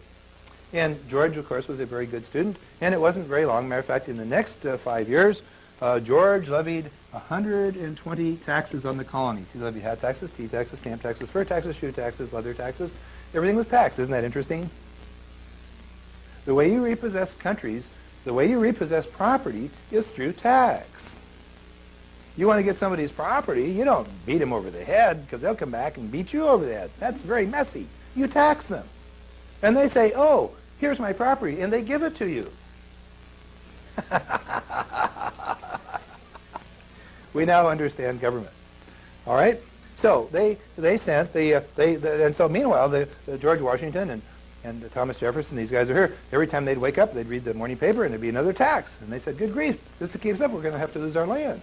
So they went up to Philadelphia, and they had a couple little meetings called Continental Congresses, and they decided that they wouldn't pay these taxes. Isn't that funny? See, they got some little bumper stickers on their chariots that said, just say no.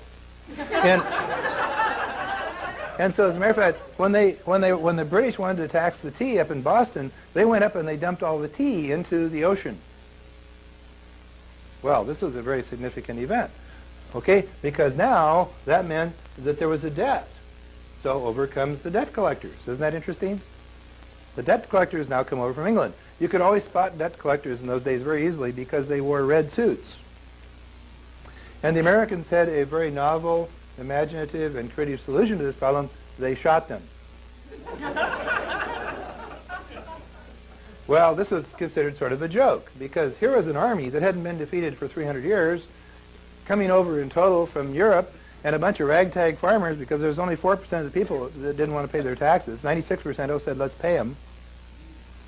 It's not a whole lot different from today. And the 4%, no, we're going to get our guns and we're going to fight them. And they fought him. Well, this wasn't going to take too long, you see. But so there's some surprises in this little thing, okay? It's called the Cold War, because the Americans were basically private enterprise-oriented, and the British weren't. And so what the British would do, if he won this war, he would go back to England, and he would be a serf for the lord and the manor again. He was fighting, literally, for his own slavery.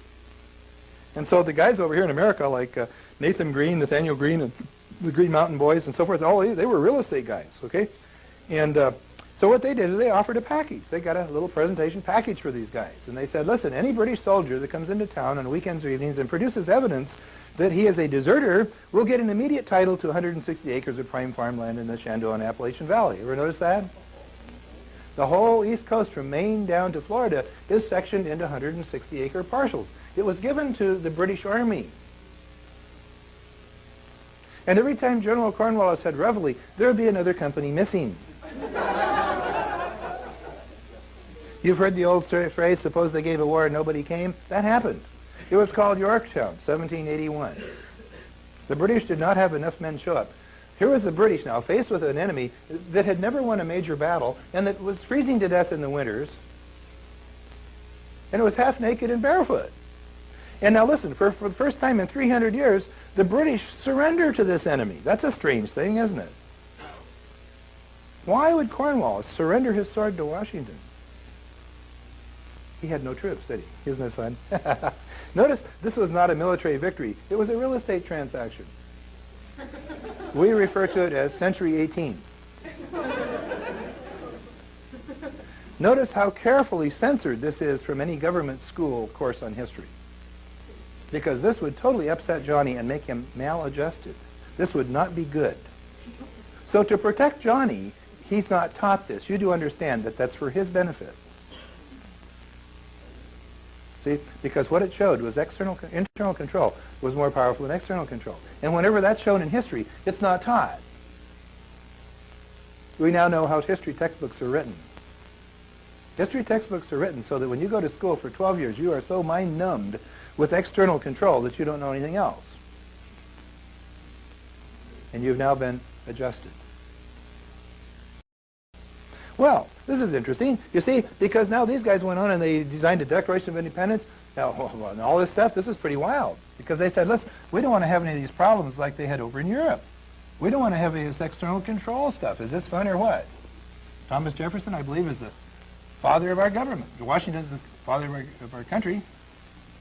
But the government pretty much was designed by Thomas Jefferson. Thomas Jefferson was a student of John Locke.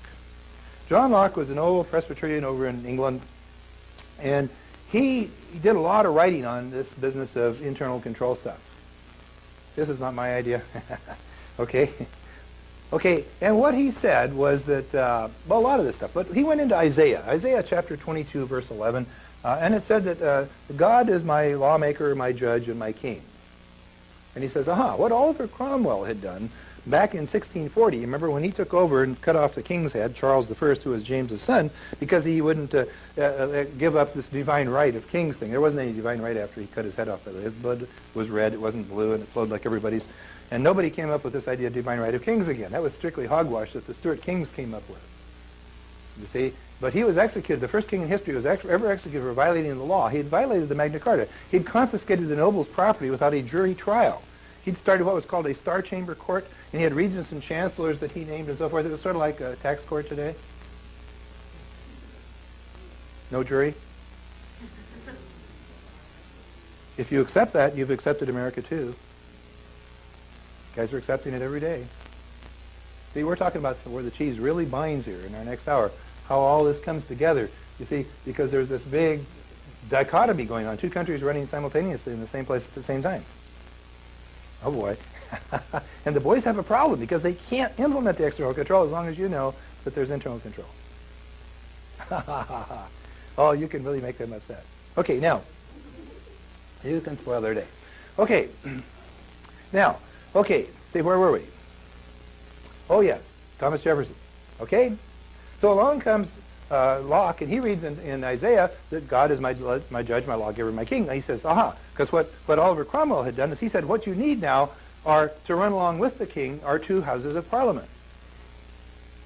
See, and so he was close, but it collapsed. See, and so along come these guys 100 years later now, and they've got Cromwell to look at. George Washington's idea of beating the government army, or beating the British army, was not new because Oliver Cromwell had done it in 1640. You see, Oliver Cromwell had been the leader of Parliament. And the king disbanded Parliament. He says, we don't want Parliament. We don't want all this Magna Carta. He disbanded Parliament, you see. And so Parliament went to war with the king. Isn't this interesting? 1640. It was the British Civil War. And Parliament won. After all these years, it took about 7 years, after Oliver Cromwell got involved, the British Army never won another battle. He'd never been in the military. He was 40 years old when he started, and he never lost a battle. He never retreated a foot. To read Oliver Cromwell's history is absolutely staggering. He did the totally impossible thing. He beat the king and cut his head off. So Washington, these guys says, well, hey, that's been done before. This is no big deal. Besides, we're 3,000 miles away. See? But what Cromwell did is he set up the two houses of Parliament with the king. Okay. Now, and he didn't have a king. He has what was called a protector. He started a title charged a protector. We'll come back to that in English law because there's a protector involved in trust. So we're going to be talking about trust our third hour. And you want your trust to have, under English law to have a, and English law is the basis, by the way, for United States law because it's based upon the Magna Carta, which the Constitution is also.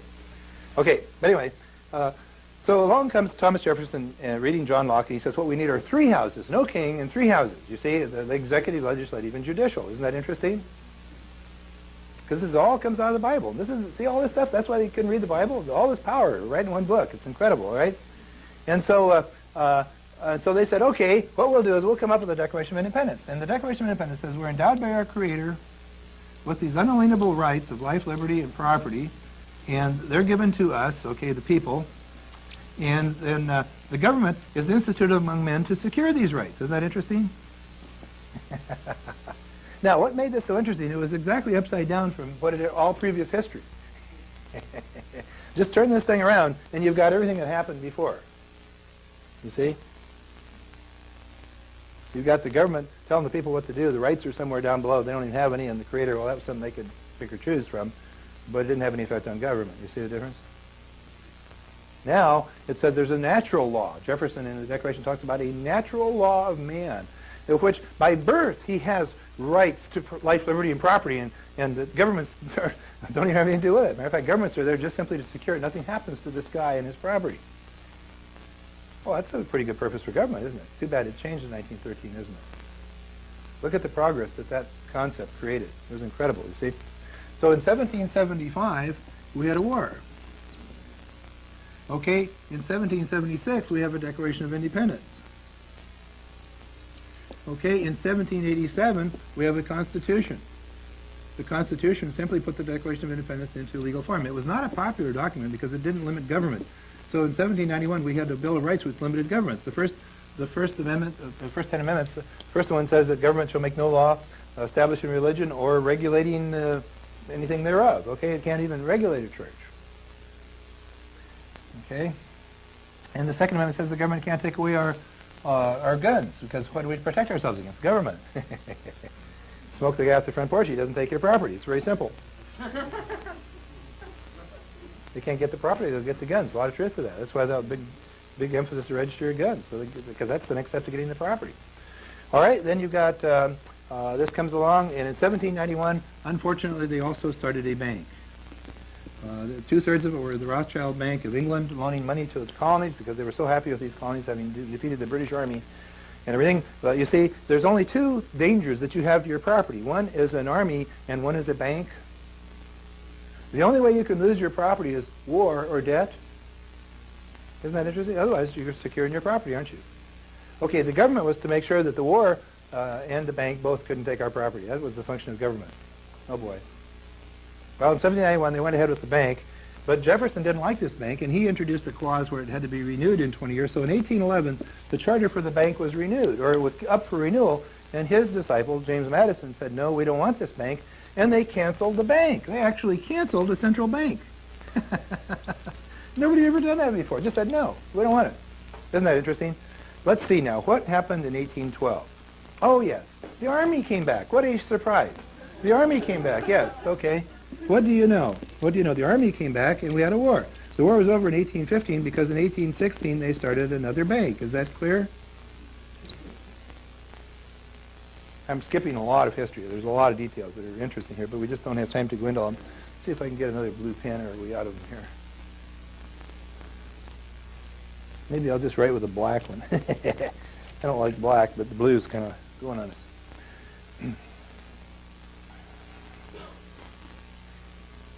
Well, Jackson is so angry, General Jackson, who defeated the British in New Orleans, he is so angry about this. In 1828, he runs for the presidency, and in good grief. Well, let's see, I'll take a bunch of them here. Maybe one of these works. I get one that works, I'll put the pile down. Okay. Okay, he was so angry that in 1832, he cancels the bank. No bank. Is that interesting?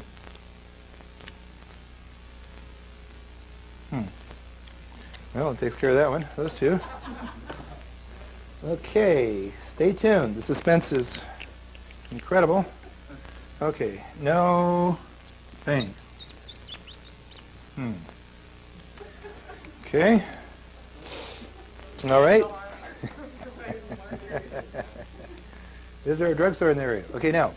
Okay, so, but then we had another war in 1860. Isn't this interesting? 1860 war. You say, well, what does that mean? Well, notice that there is a history. We're taught that there's no pattern to history. It's just random events. Well, let's take a look at these random events. What did they lead up to? Well, it says that there was a bank, no bank war, bank, no bank war. All the banks were British, all the armies were British. Got the picture? What a coincidence. What a shock. We go to school and we get all confused thinking that England and France are some of our enemies, and Britain's always coming to our aid, all this nonsense. See, history is to cover this up. Adjustment is when you don't know what happened. In the Civil War, that was an interesting picture because you had basically the bank, which is the city, the 13 blocks of downtown London, which is called the city. It's still called the city. It's a code name. Any bank with the name city in it is a Rothschild bank. Isn't that interesting? So Citibank, Citicorp, Cityland, all these things. It's a little code name, so you can understand it. So the bank has an inside. Okay, what they did in the Civil War was they controlled 5 different countries. They controlled Germany. Okay, they controlled England.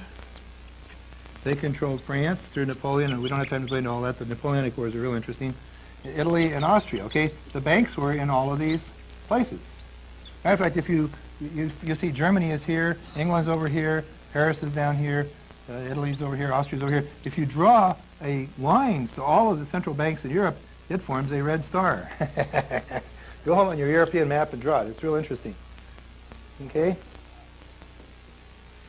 All right. Just a little coincidence, I'm sure.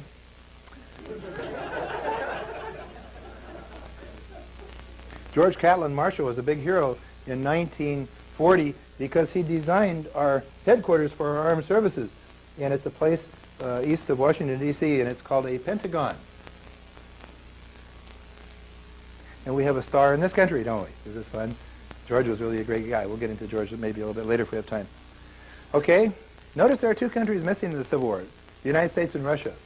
These 2 countries got together and defeated the bank in 1860. We'll come to that later. We won't get into that right now. We're going to go back a little bit and talk some more here. Okay, about this. The bank did not have the control over the country that it wanted because there was no central bank here. Matter of fact, that's why the war was fought. We wouldn't accept a central bank. We now understand history. The rest is details. Okay? It's like flying over the Grand Canyon. You've now seen it. If you want to go back with a pack mule and a little hammer and some, whatever you can, because there's a lot more to it, but you've seen it. You now know what Grand Canyon looks like. Okay? Now, so that's history. Okay, history is simply the money. Okay? Now, unfortunately, this is not all that took place during this period of time, because over in Bavaria in 1776, the boys in the bank realized that they could not conquer countries through military control. This just would not work. So in 1776, actually back in 1462, Ignatius Loyola had begun an organization called the Illuminati. The Illuminati was a part, and he also was the creator of the Jesuit order. The Jesuit order has been in and out of favor with the Pope for centuries. And it's called, they have what's called the Black Mass and a few things like this. They do some things the Pope doesn't like, including run the Vatican Bank. And if you really want to see a very, very good motion picture on the subject, it's Godfather 3. Because it talks about when the Vatican Bank needs money, it goes to the mob.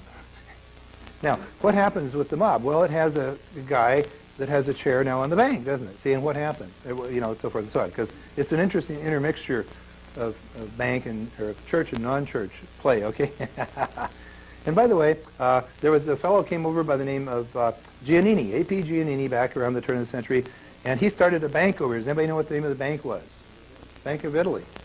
It was the Bank of Italy. And in the 20s, they had a name change. What's it called today? Bank of America. Is this fun? Got it?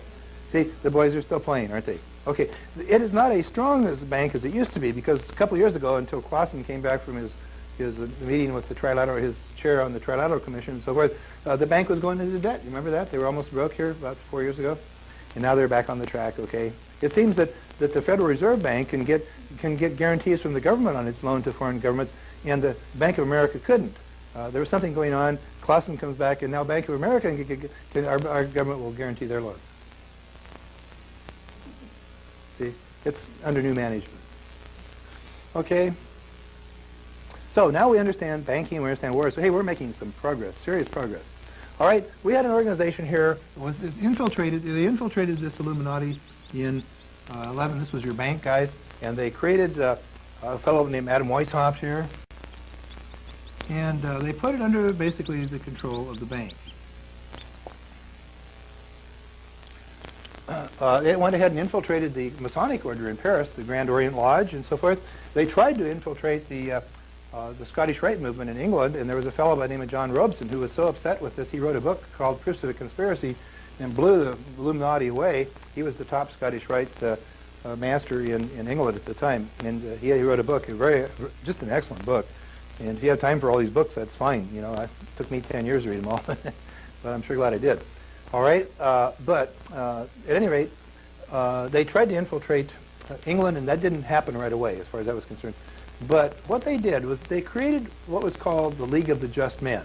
They also started the French Revolution. In 1791, you had the French Revolution. The French Revolution was the prototype. If you understand the French Revolution, you understand all these so-called socialist or communist revolutions that have taken place ever since. The king was not even involved in it. The French people weren't even involved in it. It was a foreign group of people that were brought in from the southern Mediterranean, and they were dressed up like French people, and they were all laughing because men were dressed up like women and everything, and then they went and they stormed the Bastille and they cut the king's head off. A few miles away, guys were farming. The French people didn't know anything what was going on.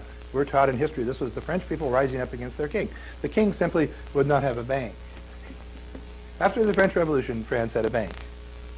And they put their revolutionary functionaries in there, Robespierre, Danton, Saint-Just, Marat, and they kept guillotining these guys until they ended up with Napoleon in 1801. And he was a 24-year-old general. It seems that 24-year-old generals don't ask many questions. They just do what they're told, don't they?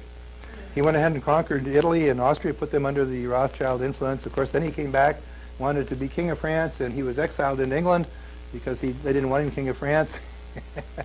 And he came back to take over France, and he was going to work with Wellington out of England. And of course, Wellington attacked him, surprise, and that was called Waterloo. When Nixon tried to do it, they called it Watergate.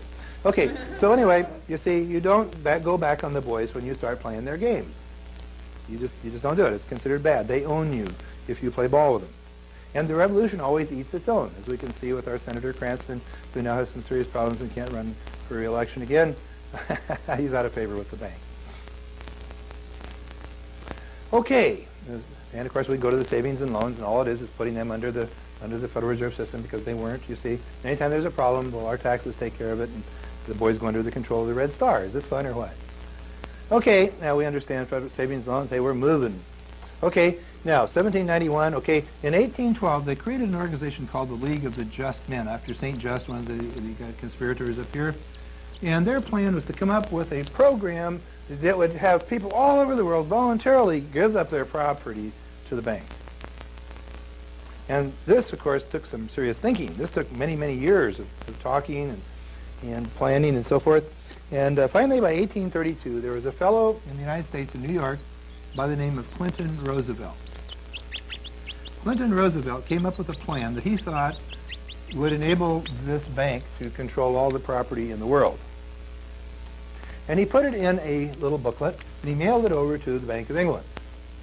And his plan called for, number one, the abolition of all private property. Isn't that interesting? The abolition of private property. He said this would be done in the next 9 platforms. The first one would be a heavy, progressive, graduated income tax. And he said the next one would be so that if a guy made any money, he couldn't keep it. The next one would be inheritance tax. So if he had any property, he couldn't give it to the next generation. It would have to be given back to the bank, which is controlled by the government, which is controlled by the bank.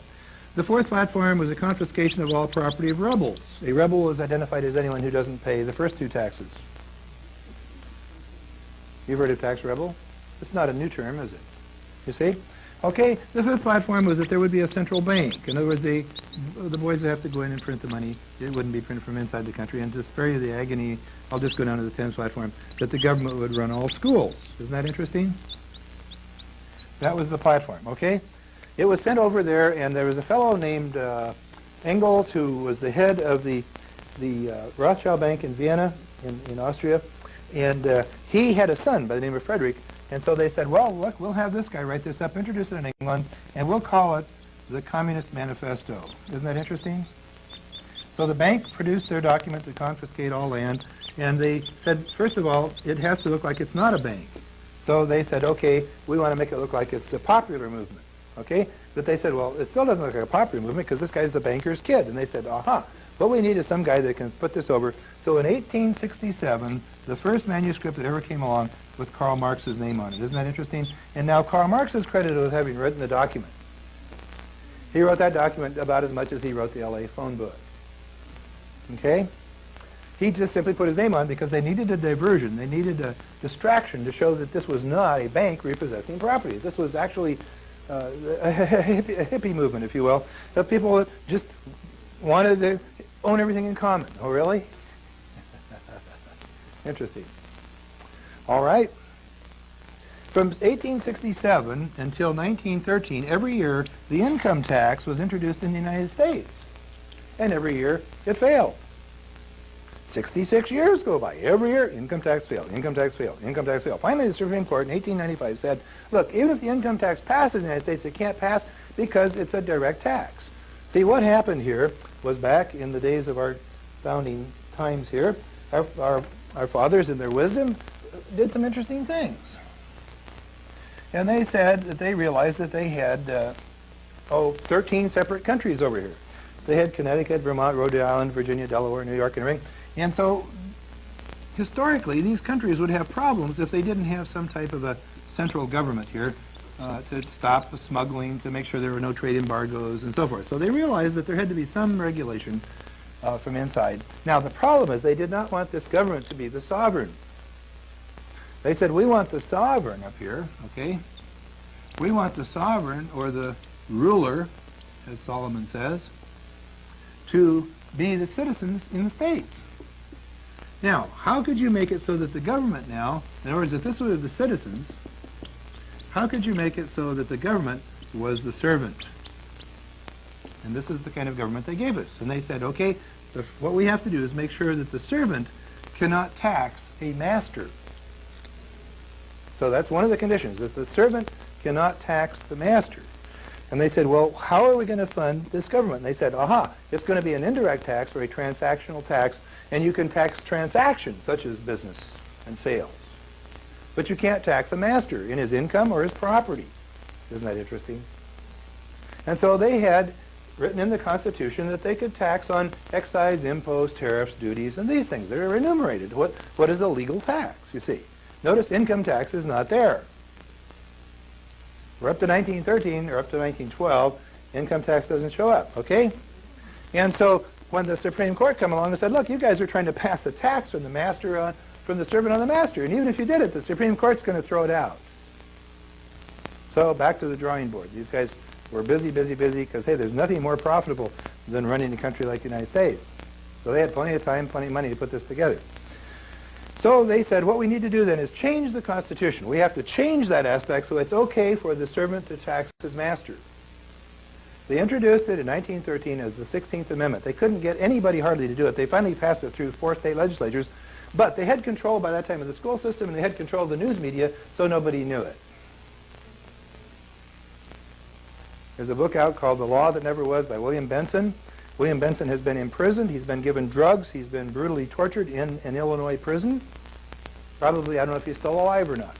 But the publishing of this book cost him his life in 1990. We're not talking 1763. We're talking 1990. The boys don't like it when you publish this information. They get mad. See? All right? And he showed that the law was never ratified by more than 4 state legislatures. And it was supposed to have been ratified by, I don't know, 18 or 19. Didn't quite make it, did it? But we don't know it because we get the news that they want us to get, and we go to the schools that they want us to go to. And that's where we get our information. Is this fun or what? And they got Waltons and Daltons all tied up. You can't get anything in the bookstores, okay? Okay, interesting stuff. Okay, this was a con job right from the start, con job. Now, once we understand that that's what income tax is, now we're ready to cope with it. Okay, it's an illegal thing. It doesn't even exist. What did I do? Misspelled sovereign? Good reach. There's me in here. Okay. Okay. All right. So they tried to get the income tax in. They couldn't get it in for 66 years now, every year. Now, the problem was that they had these senators that didn't want to pass this. The Senate wouldn't pass it, see? Now, we have to, first of all, take a look at the 17th Amendment. Okay? Because the 17th Amendment is the election of senators. In the original Constitution, or Constitution for America 1, it said that, okay, if you wanted to have the senator was the control that a state legislature had on the federal government. Okay? And for 66 years, the state governments kept sending their guy to Washington and say, no, we don't want a federal income tax.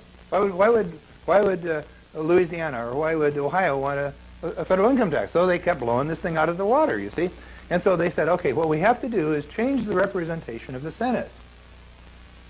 Now they call it the direct election of the senators. I mean, direct election of senators certainly sounds good, doesn't it? But let's take a look at what it really is, okay?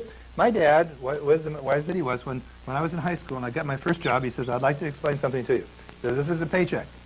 And he says, the employee receives the paycheck, okay? And this is the amount. And he says, it's signed by the boss. He says, it's really a very simple system. He says, if you want another paycheck, you just make this guy happy. But his job is not to make you happy. He says, you have any problems? He says, remember that. He says, because you're there for his benefit. He's not there for yours. Got the picture? That's the relationship between a boss and an employee. Now, before 1917, okay, the employee was the U.S. Senator. And the boss was the state legislature. So if the state had something going on in the federal it didn't like, it would have the senator cancel it. Isn't that interesting? In 1917, they changed bosses. From 1913 on, it's no longer the state legislature, it's the federal government.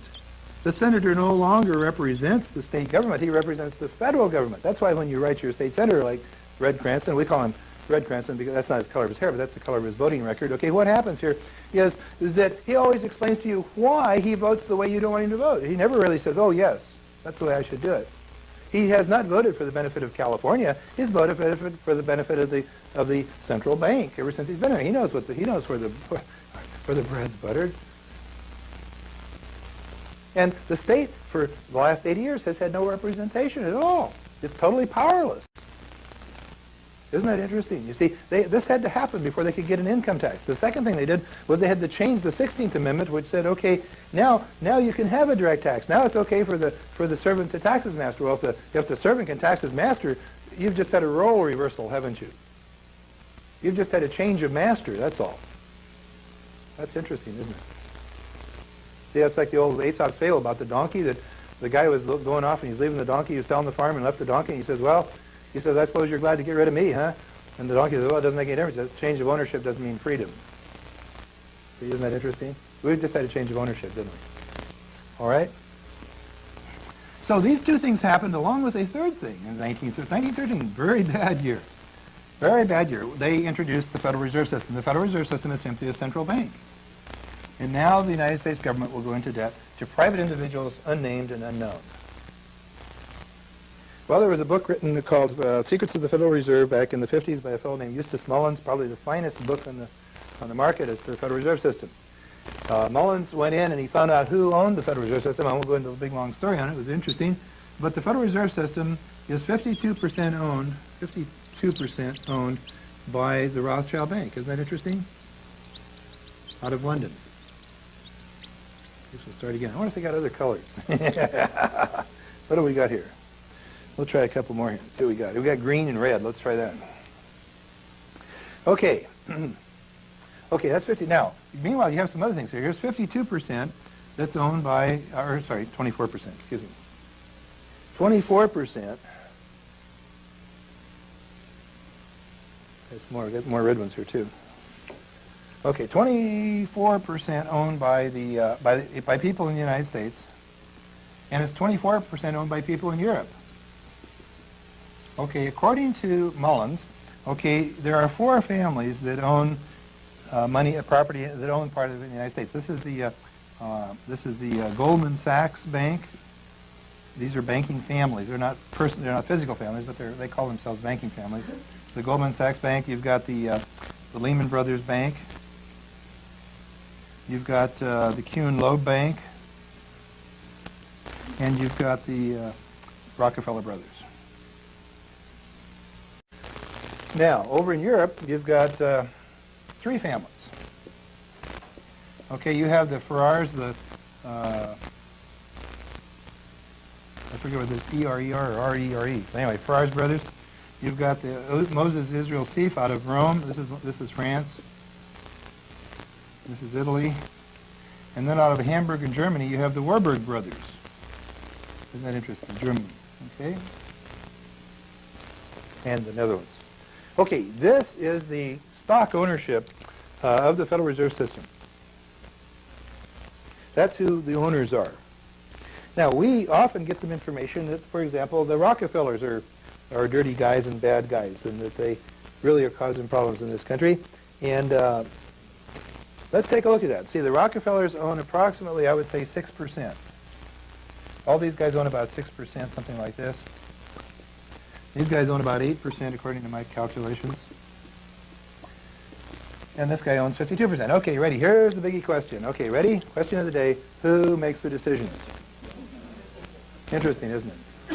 Who's the errand boy? Who's the messenger boy that carries it out? And we're fed this guy as the real problem. It takes the heat off all the others, doesn't it? Notice you kill the messenger boy, you really don't kill the message, do you? Okay, interesting stuff. Okay, here is the ownership of the Federal Reserve Bank. These are the boys who make all the money. The interest on the national debt is paid to them. Is this fun? How would you like to receive the interest on the national debt? Is this got to be a good business? Notice that this organization has never been audited and it never produces an annual report. They don't got to show you no stinking podges. Isn't this fun? If you don't pay them, they come and get your house. It's called IRS because that's the name of their collection agency. We now understand taxes to some extent. Okay? Now, I don't have time. Let's see. What are we going here? I guess, how much time have we got in this hour? Is this close to an hour? Let's take a break. We're going to come back, and we're going to show you a little bit of history from the Civil War, or from the 1913 on to the present as far as, the economics are concerned. And then we're going to show you how to really solve this problem by going into showing you how they set it up. There's two things. Just like I gave you a tip last time for the next hour. Okay, the tip to the next hour now. 2 words. There's 2 ways you will never, ever have any problem with IRS. And that is never have an income and never have any assets. Now, what we're going to show you is that all these families here in the United States have no income and they have no assets. It's called trust. So come back next hour. Trust me, you'll enjoy this.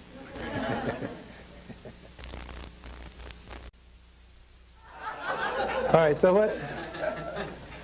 I got to read the script from the bank.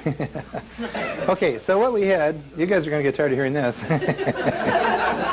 Okay, we had Paul Warburg running the Federal Reserve System of the United States, his brother Sidney running the Citibank in England, and his brother Max getting ready to run the bank over in Germany, the Reichsbank. But at that time, before World War I, he was just simply the head of the British Secret Service, which is the position George Bush had before he was president over here.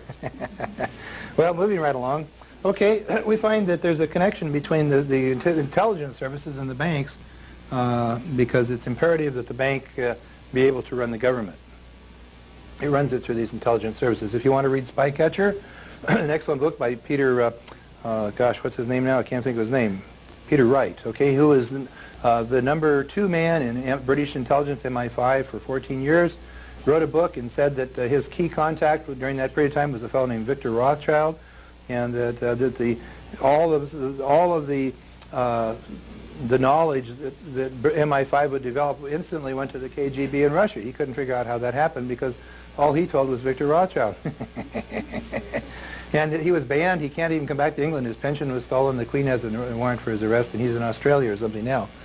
Another book called A Man Called Intrepid by William Stevenson, about how Roosevelt was entirely run by British intelligence before and during World War II. Every speech was cleared. Everything he said was cleared through British intelligence, and the scripts were written by them before Roosevelt said anything. So we find that through the banks, or by the banks, and through the intelligence services, the banks run the governments. It's extremely interesting to understand that. And of course, our friend George Bush has had some experience of that. All right?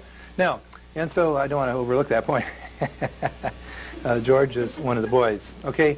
Now, so what they had to do is they had to get into Russia. So they had a fellow over here named Trotsky, okay? Leon Trotsky. Trotsky had some, that was not his real name. His real name was something else. I forget what it was. Anyway, it was some New York name, okay? It was not Russian, okay? What he had was a bunch of hoodlums that he'd recruited out of the east side over in New York, and and they all changed their name to Russian, and then they went over in a boat with $20 million from Jacob Schiff, who was the senior partner of Q and Loeb Bank, and they met in what was called Petrograd, which is today called Leningrad, and I guess they're going to change that again. But anyway, with a fellow named Lenin. Okay, now Lenin had come from Germany, of course, initially, and he was given $6 million by Sidney Warburg from the British Bank through Alfred Milner. But anyway, so what I want to point out is these banks entirely set up the conflict that led to communism in Russia. And so they went over and they started the Communist Party, and then they decided they'd have a little meeting with the Tsar. So the Tsar got together with his family and everything, and they went in and they machine gunned the entire Romanov family. And that's how you end a blood feud.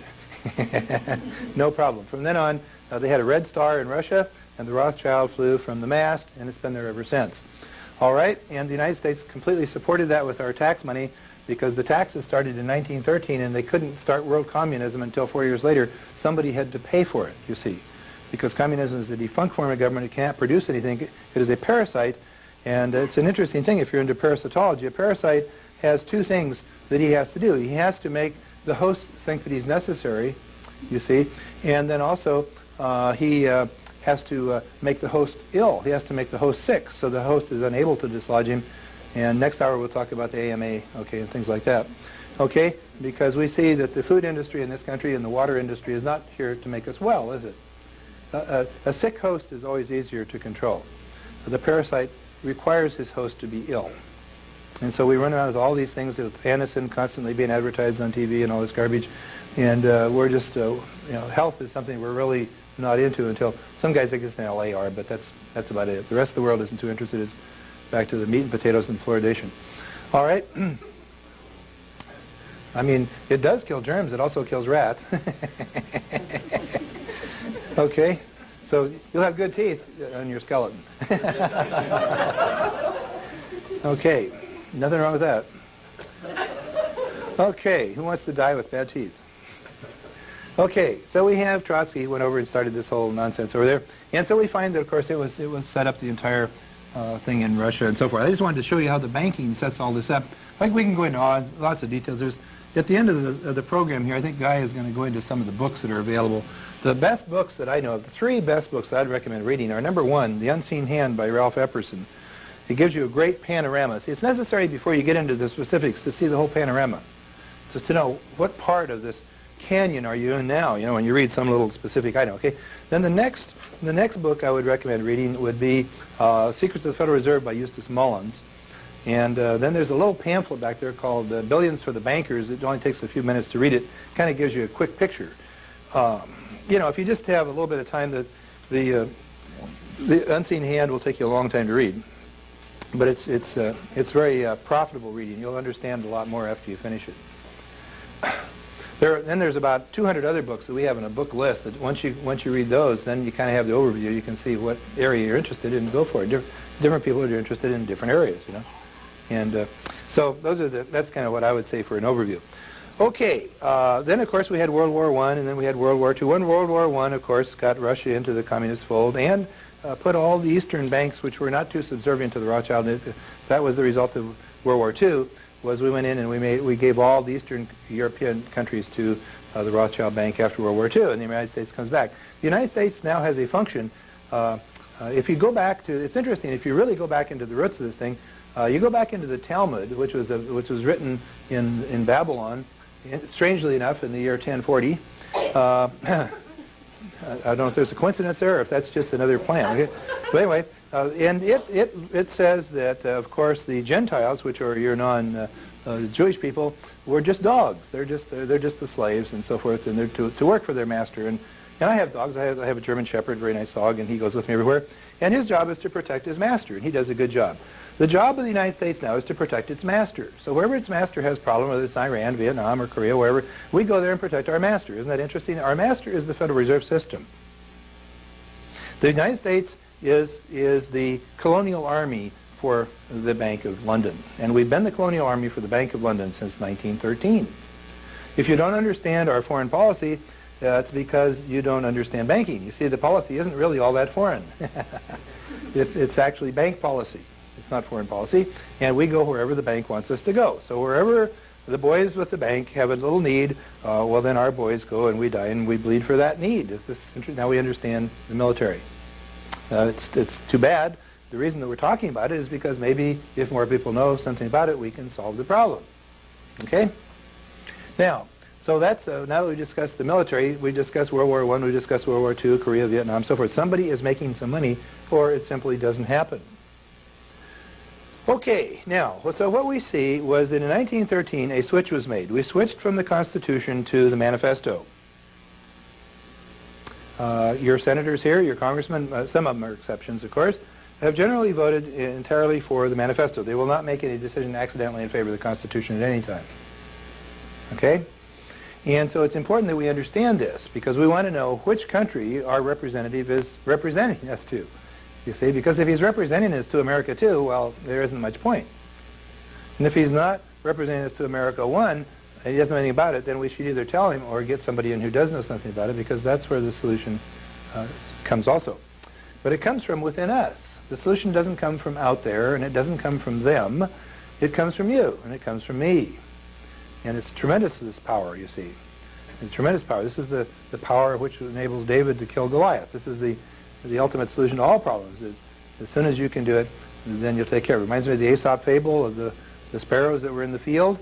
And the mother came back one day, and the bird said, oh, they were all excited that the farmer was out with all of his neighbors, and they were going to mow the field, and they'd have to go. And the mother bird says, no, don't worry, we're safe. And so about a week later, the birds came back, and they said, well, you know, it's really, the farmer was out here with his sons, and they said that they were going to come back tomorrow and mow the field. And the mother said, no, we're not going to worry about that. Don't worry. And so the next week, the farmer came out, or the little bird said, Mother, the farmer came out, and he said, and he was all alone. He says, well, tomorrow he's going to come out and cut the field. And she says, now, he says, children, we have to move. You see, as long as the farmer was relying on someone else to do it, it would never get done. That's probably a 3,000-year-old story, okay? It's just as true then as it is today, okay? If you're waiting for somebody else to do it, it ain't going to happen. You're just kidding yourself, okay? If you decide you're going to do it, aha, then something will get done, okay? And that's the story of human nature. All right, so what we're going to be talking about here is some information, hopefully, that can be given to you that will enable something for you to do, okay, and something for me to do. This is what I do. You may do something else, okay? Oh, we got markers. Doug, try to erase markers. Bullet point, okay? All right. Well, let's take a look at this now. When the Communist Manifesto came in, it was the exact opposite of the Constitution, because it abolished private property. And it, of course, did this through taxes and inflation. Okay, and we drew the chart showing the taxes and inflation when we started exactly what's happening. So it's kind of irrefutable that this is happening. Okay, now, what do we do to protect ourselves against this? Okay, the taxes and the inflation basically hit anybody who owned private property. Okay, so anybody who owns private property, oh, this is great. Anybody who owns private, let's start over. Okay, so anybody who owns private property, okay, will have a problem. All right. Now, here's how the boys in the bank, when they introduced the income tax in 1913, by 1908, from 1905 to 1908, they solved all of their problems. Because by the time their program was implemented in 1913, they didn't, listen, write this down, they didn't have any income and they didn't have any assets. How can you do that? Well, I was careful. I remember my daughter when she was in school, and she came home in the second grade. She was all excited. She said she learned some magic. And I said, really? And she said, yeah, she's, 34 now, I guess, and she's got her master's degree. She works as a pretty important job. But when she was in second grade, she came home and she'd learned this magic thing. She goes, look at this. She goes, da da da da da da da da da da da da da da. I thought, that's really good, see? And so she says, not only that, but watch this. And she had a whole bunch of them. She goes, da da da da da da da da da da da da. Okay, now, we have just described central banking. That's all you need to know about central banking. Okay, how do you make ownership so it's not ownership? It's magic. Watch. It's called trust. What does a trust do? A trust makes it so you don't own the property. Now let me ask you, would you rather own your car or drive your car? Which would you rather do? Because drive means you're in control. See, somebody once said the definition of a pedestrian is someone who has a teenage child. Well, all right, so notice what happens. See, owning the car doesn't do you any good if the car is never home. So ownership really isn't where it's at. It's you want to control the car, right? So watch the dichotomy. There is a dichotomy between ownership and control. Control you want. Ownership, nah, it's just a problem. Liabilities and a lot of work, see? So the ownership of your property now is called, whatever property you have goes into what the Latin term here is for corpus, means body. So you have a body, and you grant or create, you are the creator or the grantor here, and you grant this corpus into a trust. Now, that means that you're going to have two trustees of a minimum of two trustees. So you're going to have trustee 1, you got to have trustee 2, okay, and you've got to have some type of a beneficiary. Now, we won't get into all what can be who or anything here because that's another story, another hour, okay? Now, what you've done here is that you have just divested yourself of ownership. You don't own anything anymore. You say, well, that's fine, but I didn't work for my stuff just so I could give it away, right? Okay? So what we want to do now is have the creator come over here. Remember we talked about Oliver Cromwell? He said, we don't want a king in England, we want a protector. Well, under English law, you have what's called a protector. The protector now of a trust, all he does is hire and fire trustees. That's all he does. Now, the protector also has you as the manager possibly here, and you in turn have other agents and so forth, and all you do is you write the checks and decide where the money's spent, okay? That's all. Okay, notice what we have over here is control. Isn't that interesting? Over here we have ownership, okay? So what you do by setting up a trust is you divest yourself of the ownership, but you retain control. Are we having fun? You now drive the thing, you just don't have to pay the bills. It's like being a kid all over again, remember? Okay. All right. What you do is you divest yourself of the control. Now, the income tax doesn't apply to control. Nobody has to pay an inheritance tax when he controls something. It's only when he owns something. Now, who owns the trust? And the answer is nobody. It's in trust. Now listen, this takes da-da-da-da-da-da-da-da-da-da. Ready? This takes some real deep understanding. When this thing is in trust, nobody owns it. Because it's being held for somebody. Now, when the trust buys a piece of property for $100,000 and it sells it for $100,000, it doesn't have any capital gains tax because it didn't own the property. Are we having fun? Get it? No tax. No tax. Look, Mom, no tax, okay? This is hot. This is hot. There is no tax because there is no ownership. This is what the boys did in 1908 before they took in their manifesto as to replace the Constitution in 1913. This is the antidote. If you're ever out in the woods, you get poison oak or something, there's always an oak tree. If you take off the bark of the oak tree and there's sap on the inside, that's the antidote to the stuff that burns your skin. And it will neutralize the burn that the leaf gives you. Is this fun? See, because the leaf really isn't oak. The leaf is a little plant. what the oak is, the next to it, that's what cures it. Are we having fun? See, there's always in nature an antidote for every problem. Okay, the antidote to taxes is trust. Okay? Now, they did something else, too. Okay? That's the first thing. We won't go into it anymore here, except that towards the end I'll explain what our program is and how it works. And I think Guy's got another program that runs along, and, hey, you know, free country, free world here, okay? But, and you can do kind of whatever you want to on that score, but, or you can see somebody else. You know, you don't have to deal with us. All we want to do is give you the information to put you in control. That's all. Okay. This is not too good. Should come off. Okay, there we go. I like the color, though. That's a neat color. Okay. Now, the other thing he did was he said, okay, if you have a job, okay, what they did here, they said if you've got a job, for example, okay, you have what's called a gross income, and that's where the term comes from because it's usually pretty gross. And then you have your tax withheld, and then you have your net. So if you make $50,000 in a job, or your family makes $50,000, you'll have about $32,000 of it missing because that's your money withheld. Oh, excuse me, 18,000 with missing. Excuse me. You have about 18,000 of this missing. Okay, which represents about 40%. Your paycheck missing, and you end up with 32,000. This is, I've just described to you the average guy in LA in the year 1991. Okay? Now, that's what income tax does, and Social Security does to this guy. Okay? He's pretty soon going to be up in the 60% missing and the 70%, and I think Sweden's already in 80%, or, you know, hear all these stories. This guy's locked in. He doesn't know that he's in control. If he doesn't know he's in control, then he's not. Okay, what they did was they set up another thing over here called business.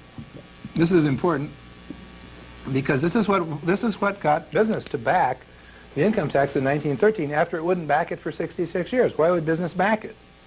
Why would business be in favor of income tax? Doesn't make any sense.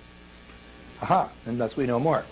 Okay, what they did was they said, okay, you've got a gross income here, and now you deduct your expenses, and then you end up with your net, and then you pay your tax. Okay?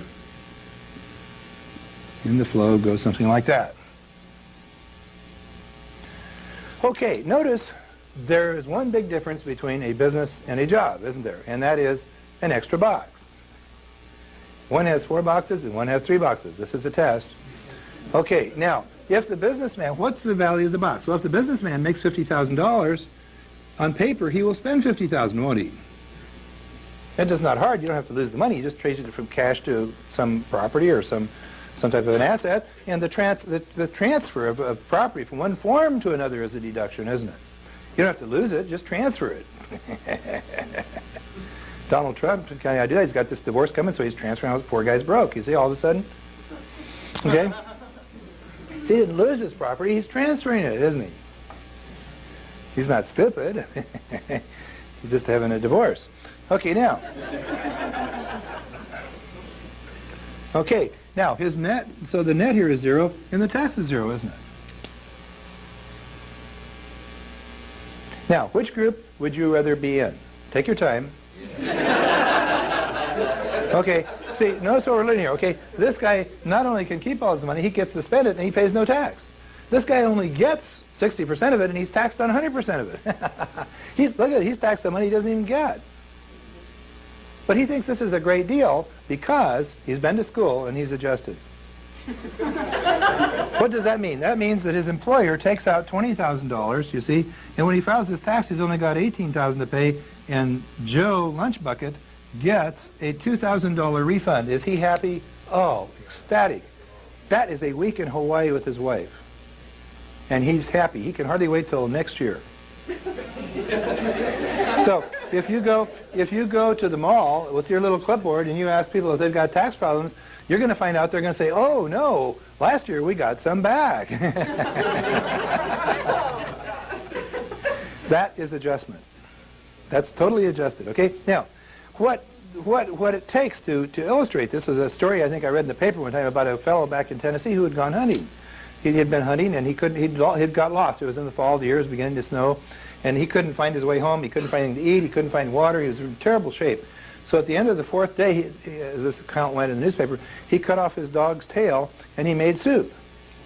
And while he was eating the soup, the dog came over and looked rather mournful, so he gave the dog some of the soup. And he said that out of gratitude, the dog licked his hand. And I thought, that's it. That's the closest thing I can think of to actually having a tax refund. Okay, so what we did is we thought, well, we'd have a... So we thought we'd put a seminar together and show people how to retain their entire anatomy every payday. Okay, now, and so you see, if a guy is happy with the system, it means one thing: he doesn't understand it.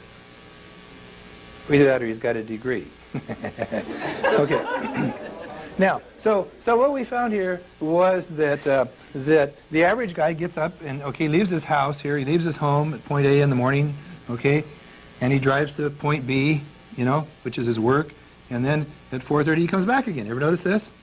Murphy has some new laws out. He says if you're a commuter, for example, he said the lane you're in will be the slowest lane, and his corollary to that is unless you should change lanes. Okay, now, so what happens here is that this guy does this every day now, 40 hours a week, and after 40 hours every week, he's broke. So what does he do? What's his response? Next week he does the same thing. I mean, like, this guy really doesn't catch on that this is not the solution to his problem. 40 years later, this guy's still doing this, So we call it the 40-40 plan because he's broke after 40 hours every week, and after 40 years he gets to be broke permanently. It's never dawned on him, this isn't the solution to his problem. Because he's adjusted, you see. Now, and there are some fringe benefits, like 2 weeks out of every year, this guy can go about 150 miles from home because that's where his nearest relative is, and that's all the money he has, And then he comes back and he repeats this process for another 50 weeks. Is this guy happy? Very happy, see?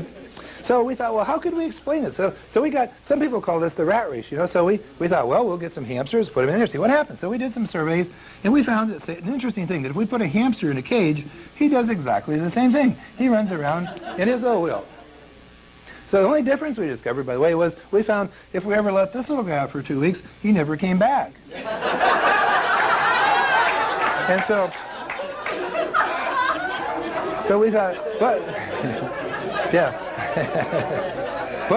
what we were able to learn from our experiments is that apparently one of the species is more intelligent. And we thought, well, now what really, what is the difference? What is the difference between this guy and this guy? And it came up, this guy's been to school. He's adjusted. This guy's not adjusted. You see the problem? See, so so we have to triumph over our adjustment here, Now, so what we're talking about is that this guy never really realizes this is available over here, So if we look at it more closely now, see if we can get this erased. Not easy. Working on it. Is that about 95% of the people in the country, as Guy was talking about, are over here, and only 5% are over here. Isn't that interesting?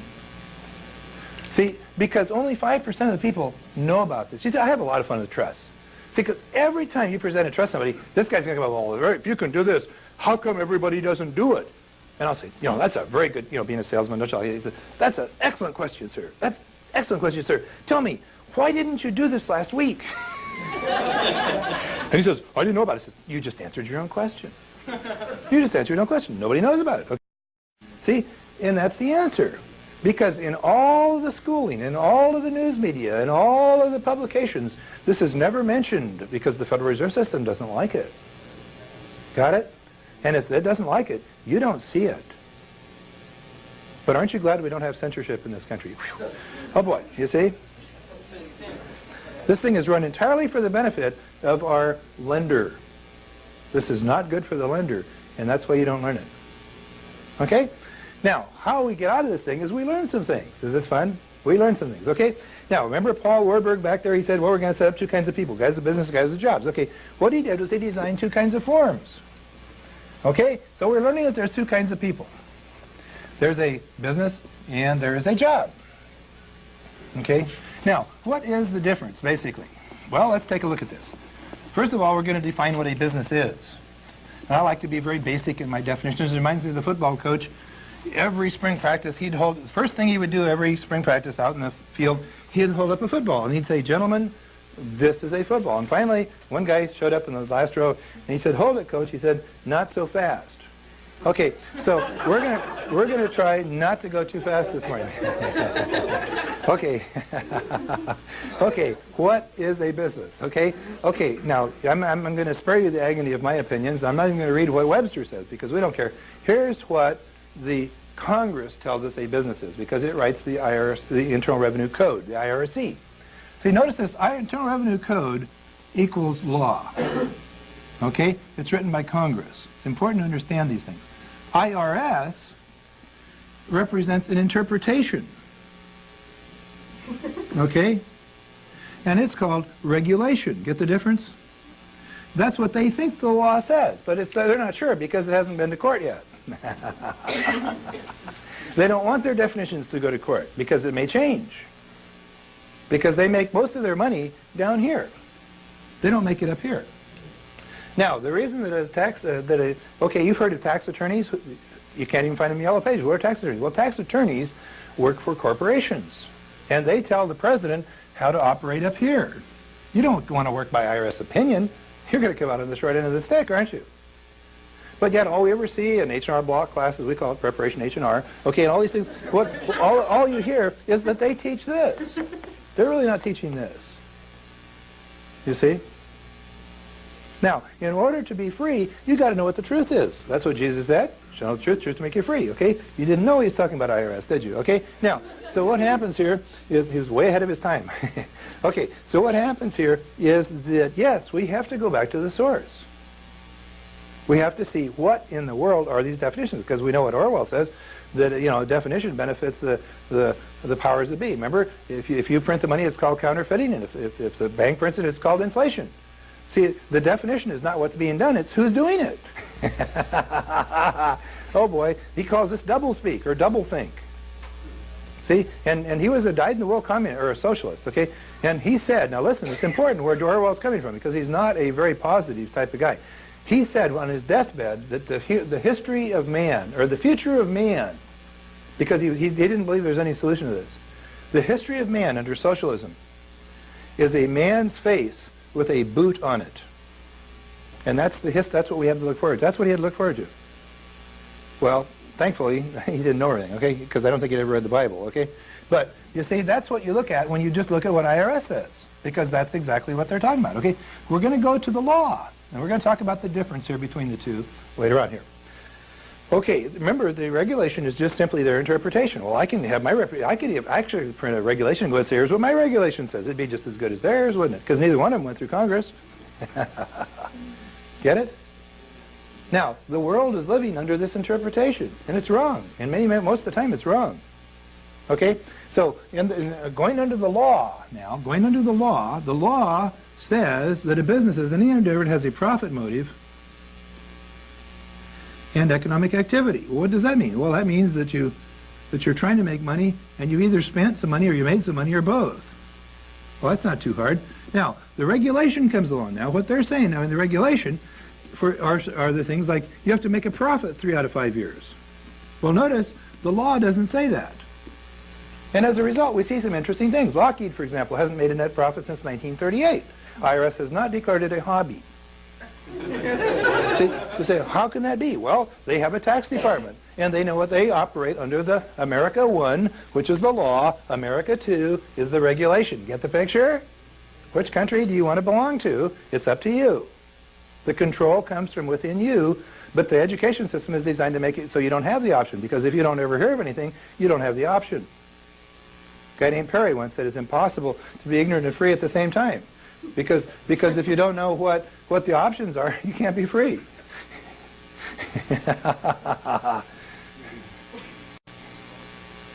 The public education in this country is make sure you have no options. Okay? Now, if I taught this class over here at USC, well, I'd be thrown out because the function of that college president is to make sure no education occurs on the premises, isn't it? That's his job. What college president's ever been fired because the education was poor? I mean, it's only if it's too much, right? If he's radical, you see, that's too much information. Shows up as radical, rad. Okay? Okay, so they operate on these regulations. Well, okay, we don't want to operate. For United Airlines, for example. This is incredible. United Airlines, okay, since 1947 has not made a profit. We're talking, what, 44 years? These guys have been operating an airline in the red. How can you operate for 44 years an airline doesn't make any money? The answer is Joe Lunchbucket gives them his taxes. It's called a subsidy.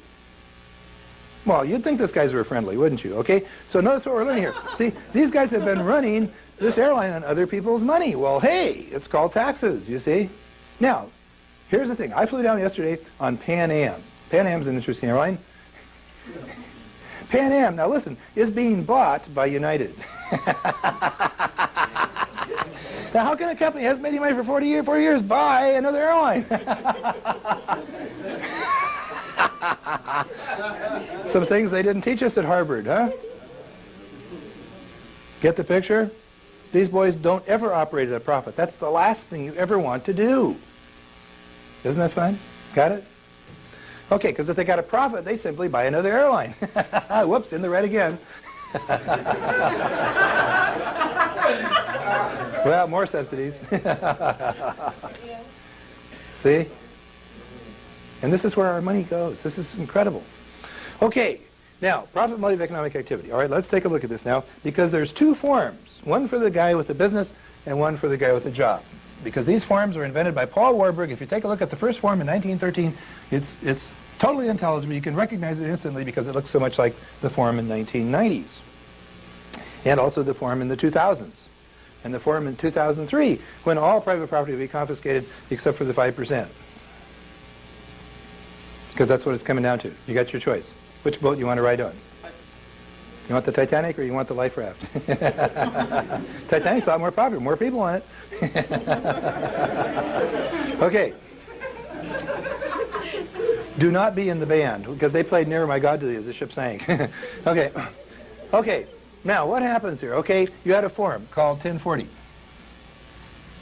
Okay, here's a 1040 form. You've probably seen one before. That was the year the Talmud was written. Oh, get into that. Okay, now, so what happens here? You dirty dog. Now, so what we have here is wages. Okay, $50,000. Okay, if you don't have any adjustments, then the adjusted gross is going to be $50,000. Not too hard to figure out, is it? The reverse side over here goes something like this. You have this $50,000 carried forward, and now you have your deductions. You've got your exemptions. Let's say you're married, you got your standard deductions, $5,200. You've got your exemptions. Let's say there's 4 in the family, and there's 2050 times 4. This changes every year, but you're looking at what, about $9,000 or something like this. Okay, now you've got $13,200 here that you deduct from your $50,000, which gives you something like $36,800, and your tax on that now for federal and state is going to be about $10,000. Not bad, is it? See, that's what the average guy's tax return looks like, something in that area. Okay? Now, if you have a job. Now, if on the other hand you have a business, then you have, remember it had an extra box? Well, the extra box comes with an extra form. Sort of like Cracker Jacks, you open this box up, boom, another form. And we have here what's called a Schedule C, Schedule D, Schedule E, Schedule F, Schedule K, all these different schedules called Schedule C. Name and address of your business.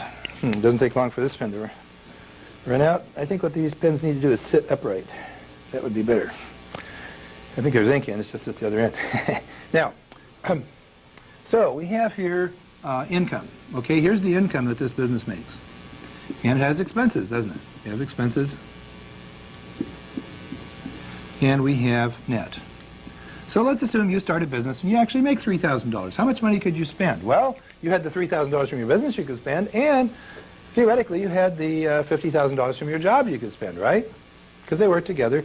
Now let's suppose you didn't really spend all of your money. Let's just assume here that you spent, well, let's pick a number at random.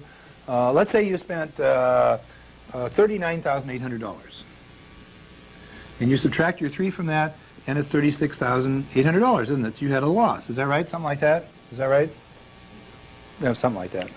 Okay, I never was good at math. I could never figure it out. I could only figure out taxes. Okay, now, so what we have here is your business now. Okay, your business now, what does it have? It has a loss of $36,800. Now, I got to ask you a quick question. If you made $50,000, is it conceivable you could have spent 36 of it? See, we're not asking you to do anything you didn't do last year, are we? Only we're asking you to account for it differently. Instead of having personal expense, because you remember your Schedule A says personal itemized expenses? Oh, bad. Have Schedule C, business expense. The power's in the C. Okay? Don't go to Schedule A. Okay, now what happens? Okay, this changes. So now what have you got? You got something like $13,200, don't you? Can you see what's coming? Okay, you got $13,200. Now you subtract from that your $13,200, and that comes out something like 0. And your tax on that is 0. Da-da-da-da-da-da-da-da-da. Got it? It's no more complicated than second grade magic. It's about as complicated as that. And some people won't believe me. We went to a meeting last night, a mortgage meeting. I loved his approach. He says, some people aren't going to believe you can get an interest-free mortgage. He says, for those of you who don't believe it, we have a plan for you. It's to go out the rest of your life and pay interest. See, if you don't believe this, that's fine, because all that means is that you're going to pay tax the rest of your life. That really doesn't do me any harm. But it does my grandkids a lot of harm, because you're funding the system that puts them in the funny farm, okay? So to make sure my grandchildren don't have any problem, I'm out here talking to you, because the only way my grandchildren be free is if you're free. I got that one figured out. See, it's like a torch. You have to pass it on. See? If I pass this on enough, I can look my grandkids in the eye and say, hey, kid, did it for you. Okay, now, okay, my grandkids, they're 8 and 10. They're not quite sure what I'm doing yet. But they will figure it out someday, I hope. Okay, because this is how you pass freedom on, as the Bible says, to your children and your children's children. You're supposed to give an inheritance. What type of inheritance are we giving them with all this debt? It's a negative. You know, one of the most gross anti-family things I've ever seen, and I know it's done in jest, is this bumper sticker, I'm spending my children's inheritance. This is as anti-biblical as you can be, because that's exactly the opposite of God's plan for his creatures. It's exactly the opposite. You see, because this is what happened in Israel in the old days, that there was an alienation between the children and their parents, and the whole nation collapsed. And one of the marks of the Messiah, as Malachi talks about, is he's going to restore the fathers to the children. This restoration takes place, you see, because right now we are not only not giving our children anything, we're piling debt on them. I mean, what a horrible thing to do to our children. The worst thing imaginable. I mean, we wouldn't think about going down and getting some poisonous toy for him. We're giving him something worse. You see, and then they make a joke out of it. We're spending their inheritance. Ha ha. It's nauseating. It's just the opposite of what should be going on the planet. Exactly the opposite, you see. This thing is exactly the opposite of God's plan. You don't know where that comes from. Hey, this comes right out of the pits of hell. I'm totally convinced of it. See? Now, the way that you fight it is you expose it. 2 requirements of a conspiracy. It must be secret. It must be illegal. It was against the Constitution. It was secret. Qualifies in my book as a conspiracy. Okay. The way that you get rid of it is you illuminate it. You expose it. Because it can't exist if it's not secret. Is this fun? It can only exist as long as you don't understand it and your neighbor doesn't understand it, then he'll pay it. See, we call it an ignorance tax. It's really not an income tax. You can make a lot of income and not pay it if you know something. Okay, so here we have this form now, this Schedule C. Let's take a look at it. What kind of expenses could you reasonably expect to take?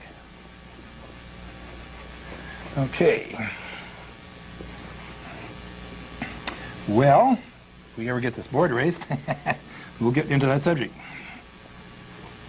Okay, we're going to take a look at certain expenses. Now, there's something like over 200 expenses that you're entitled to if you have a business that you're not entitled to if you don't have a business. You can find these in. You can go down to the stationery store and get a Dome book. For example, Dome puts out a book on business expenses and business support. I mean, this is not secret and esoteric data. You can find it right down at the store, okay? There are all kinds of things. So let's just go through half a dozen. For example, you and your spouse probably have a car. Let's assume that your car, you drove your car 15,000 miles, and that your spouse drove the car 15,000 miles. So both of you drove the car 30,000 miles.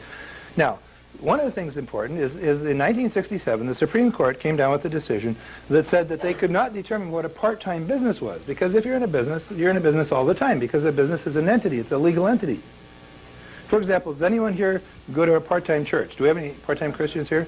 See, even if there was a guy here, he wouldn't say anything, would he? Okay. See, notice what the assumption is, that he's in this all the time, isn't it? Isn't that fun? Because it's illegal. Now, marriage. Anybody here in a part? Well, we won't get into that. Okay. Now, okay. So the assumption is that if you're married all the time. That's the legal assumption. Okay? The assumption is of the Supreme Court that if you're in a business, you're in it all the time. And so since 1967, no government publication, no IRS publication has mentioned the word part-time business because there is no such thing in the eyes of the law. You're either in a business or you're not in a business. Is this fun? You're in a business all the time. You're in a business while you're asleep. Henry Ford goes to Europe. He goes skiing. Does he still write off his plant at Dearborn? Yes, because his presence isn't required. He's not taking that deduction because of where he is. It's who he is. He's not even taking it because of what he's doing. He goes down to Cabo San Lucas for the weekend. Does he write it off? Yeah, he may be doing some business down there someday. But because he is a business, he writes it off. Now, naturally, the trip has to do something to the business, so he has to have receipts, he has to have records, and we'll get into that in just a minute. He has to identify that this is, in fact, a business activity. A question? Oh, you're stretching. Okay. Long day. Okay. All right. So what we have here are some interesting things. Okay. So now there's 30,000 miles that he and his spouse, or she and his spouse, her spouse, drive, and the gas, what is it, $1.50 a gallon now? So there's $4,500 at 10 miles per gallon that this guy can write off because he's got a car. Well, he had a car last year. He put same miles on. Gas may be a little more expensive. But now, not only that, he can depreciate his car, can he? That portion that's used for business can depreciate. We're just going to go 100%. Actually, we don't recommend going 90%, but it's too long to go through all the calculations, so we'll just show you quickies here. This is just a real fast one. Depreciation, okay? Let's say okay, same thing. Let's say his wife has a $12,000 car, and he has a $12,000 car, so we got $24,000 in cars. You can take about 20% of that the first year, roughly speaking. Okay, so you're looking about, what are you looking at, $4,800, right? Look at this guy. He's got $10,000 he can write off because he's got a car. Are we having fun? Mm-hmm. See, if he doesn't have the business box, he can't deduct any of this. Now, this is what's never taught when you go even to the HR block schools. They don't spend a lot of time on the schedule. See, they spend even less time on a 1040X where you go back and you amend the returns because you get paid for just filling the forms out, filling the forms out, filling the forms out. All you get is $40 a form or something, pop, pop, pop. If you spend any time to explain it, you lose money. The other guys in the room make more money. So the system is set up so anybody who explains this to you is severely penalized. Besides that, he doesn't want to do the audit. Well, what else have we got? We've got your meals outside the house. Breakfast, lunch, dinners, theaters, entertainment. Okay? You wouldn't leave the house anymore if it wasn't for business, would you? Do this. See? You couldn't. Matter of fact, you couldn't. You're in business all the time, aren't you? So your meals outside the house, breakfast, lunch, dinners, theaters, entertainment, golfing, bowling, recreation, all this stuff is somehow related to your business. You have to keep records. Next module will show records. But the expense here is very interesting because let's assume that you and your spouse each spend $15 a day outside the house. Pretty minimal, right? Okay, so that's $30 a day times 365 is about $10,000. Now you can take 80% of this because they cut back to 20%. I'll show you. They gave it actually on things like depreciation and what they call the item 74 where you can expense certain things. So where they take it away from business, they also give it back. What they do is they take it away from the individual. See?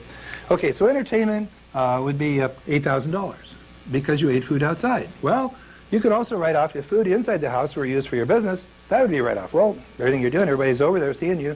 You have people over for dinner. Okay, would it be reasonable to assume that 25% of your groceries are consumed by others while they're over at your house? Do this. Okay, now, what are you doing while others are over at your house? Well, you're eating with them, aren't you? So another 25% of your groceries are consumed by you while others are over there. Well, this brings us to the result that 50% of your groceries are used in the conduct of business. You have to keep records. We'll go through that, okay? Now, let's assume your grocery bill is $150 a week. Okay, times 52, we're looking at about $7,500. Half of that, okay, about $3,700 or so is deduction. We'll call it demonstrations and training or sales promotion, whatever you want to call it, is deductible because you ate food at home. Now, come on, fess up. Some of you have been doing this all along, haven't you? Okay, now what you haven't been doing is deducting it. See, never am I suggesting that you spend more money. Well, you can't. You spend it all, right? So you can't spend more money. You just reclassify what you are spending. Is this fun? See, people often ask me, they say, what does it cost to go to your seminar? I say, well, it's usually free or, a few bucks, but it costs you like, $10,000 a year to miss it. Okay? All right, then what do you got? Well, travel. Okay, anything more than 50 miles from home is business travel. Reminds me of one of our clients last fall. He and his wife, they ran an ad in the Honolulu Inquirer. and wanted to know, and to see if anyone wanted to be in their business. And then they flew over, and he said they waited for 2 weeks to see if anyone would answer the ad. Okay, and he came back, and he was very disappointed. He said it didn't go too well, and so they had to also go again this spring. Okay, now, and so we had $3,000 here. Okay, okay. Well, the guy was trying, you know, profit motive. Yeah, I'm just reading the book, profit motive. Okay, all right, that's what it says. Okay, now we had one fellow also wrote off a mobile security unit one year. We found out because it barked and ate dog food. Okay, and so if you have cats, you may want to have them apply to your business as sort of rodent control devices, or if you're into birds, you may want to go for aerial surveillance. Okay, and so we add these things up here, and you see with just a half a dozen things, we got what, 4. We got 16, we've got 24, about 25,000 things right here. Do you think with another 190 items, we could get to 39,000? If you've got any problem, if you got money left over, you can't figure out what to do it, call us, we'll help, okay? Now, see, so what we're talking about is that, like, this isn't really difficult. You're already doing it. It's just that now you have to have a business and deduct the items, okay? Now, we talked about record keeping. Yes, you have to show that you actually spent these things for the process claimed, okay? Let's go through record keeping real quickly here. It doesn't have to be too complete, just to give you an idea where we're going, okay? This is not for any specific use. This is a general application of these expenses. Each person will have his own specialties.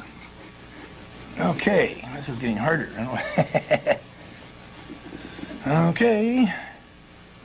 All right. Now, let's take a look at some things. Okay, your profit motive. Okay, you want to remember we showed profit motive, and we had economic activity, right?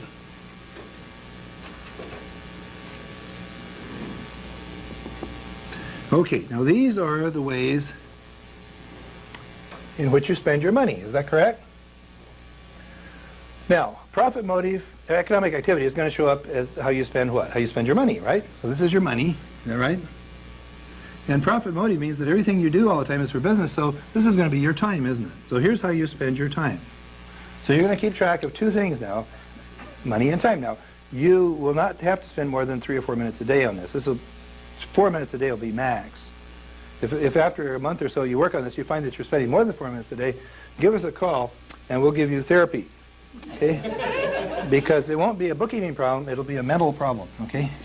Now, so what we want to show here is that anybody, really, if he wants to, can do this. It's really not that hard. Okay, now, we have here, okay, what kinds of type, well, what do we got? What's that? What is it? Oh yeah, why don't you pass them out? Anybody that would like to know how to do this, we'll give you a call. And if you don't like to, if you don't want us to call you, don't give us a card. It's real simple, okay? Then that way nobody's called or bothered. Because if you want to pay tax, we don't want to bother you, okay? Now, but seriously, if you give us a card, we'll give you a call, and I'll come down here from time to time, and Guy will probably be working with us in some things here, and we'll take care of your needs if you like. Okay, as far as showing you how you do this, our first visit is free. It will just give you a free estimate, what we can save for you and what it would cost. And you can either do it or not do it, okay? It's up to you. No obligation, no commitment. Okay, what kinds of time would you have? Well, let's take a look. We know that there's personal time, and we know that there's business time, isn't that right? Now, based on our discussion here today, how much of your time in the future do you think would be related to personal use? None, okay? So notice carefully, you will have no personal time. Notice how this clears this whole story up for us now. Not complicated. You only have one kind of time. It's business, isn't it? Okay, what kinds of money are there? Well, there's only 3 ways I know of you can spend money, okay? One is with checks, one is with credit cards, and one is with cash. That's the only way you can spend money. Isn't that interesting? So there's the kinds of time and money we have. I mean, you can spend years studying this. It's called bookkeeping. Save your time. Okay, what do we have here? Okay, the next thing would be the records. What kind of records do you have to have? Well, to show your time, you want to have what's called a daily diary. Okay? Now, the daily diary is going to show the things that the people you see during the day, the people you talk to on the day, on the every day and the things you do every day. So your daily diary is going to show see, phone, and do, because that's the only three things there are to do every day. And this isn't like infinite. It's not a big problem. We just have to categorize these things and put something down, okay? All right. Now, for records, what do we need? Well, for records, okay, we've got our canceled checks. We need got our canceled credit cards. Okay, what else do we do? Well, we need to have over here, we need to have really sort of a cash log, don't we? We have a cash log, and the cash log is going to keep track of all your cash because you're already keeping track of everything else. So you're already doing a lot of it. It's just not maybe complete. Okay, now the next question here is what kinds of entries do we need to make? Okay, the entries that we need to make, by the way, the cash log, I can show you what that looks like. We produce those. See, here's my daily diary like this. Daily diary yesterday, daily diary day before. See, I'm in business all the time, no problem. Ta-da-ta-da. Okay, now here's our cash log. And here's the categories, and here's all the stuff you put down. Put the receipts in here. We'll explain how to do all this. If you have a trust, you may not even have to file a personal tax return because the trust will file a return, and you may just work for expense reimbursements. In other words, the trust just reimburses your expenses. See? In other words, if you go out and you spend money on behalf of this trust for food, shelter, clothing, travel, and so forth, the trust reimburses you the expenses. That's not income. Expense reimbursement is not income. Isn't that interesting? So you may only work for $1 a year. You just have your expenses reimbursed. What do you want money for? That's just a problem. See, now the trust will have to file the return, but that takes the problem off you because now you don't have to make any money if you don't make more than a few dollars. You don't have to file a return, do you? Is this fun? You just disappeared. See, Sun Tzu. Another interesting books. Two interesting books that you got to read. One is The Prince by Machiavelli, okay, and the other is The Art of War by Sun Tzu. Marvelous book. He talks about how you win. It's a 2,500-year-old book, written, what is it, sometime before Christ, okay? And he says that when the enemy is more powerful than you are, your best strategy is to be not seen.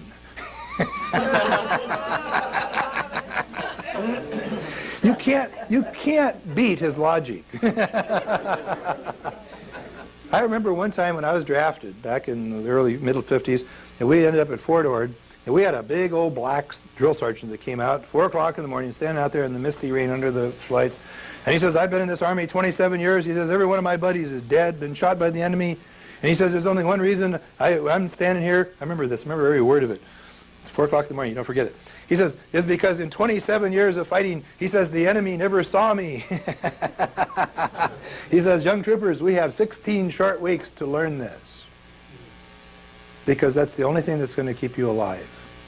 And I thought, wow, that is really interesting. The way you stay alive is that the enemy doesn't see you. Well, if you don't have a tax return, what's he going to see? Are we having fun yet? Okay. Why fight over a tax return when you don't have to have one? Let the trust do it. It makes you not seen. It's invisibility. It's your cover. Yes, sir. Who wrote The Prince? Machiavelli. Niccolo Machiavelli. 1412. About the Art of War. Art of War, Sun Tzu. S-U-N-T-Z-U. 500 years BC. Best military strategy ever written. Marvelous book. Everybody that goes into the CIA has to read that book before they take their first class. It's a primer. Because he's the father of military intelligence. He says if you know your strength and you know your troops, you will win 50% of your battles. He says if you know your strength and your troops, and you know the enemy's strength and his troops, you will win 100% of your battles. Fascinating stuff. I mean, really, you can't beat it. When the enemy is bigger and more powerful than you are, the best strategy is invisibility. Don't be seen. It's not as hard as it sounds. Don't file a return. Now, if you got a job, okay. And the guy's got another program, this untaxed thing. That's not what we're doing.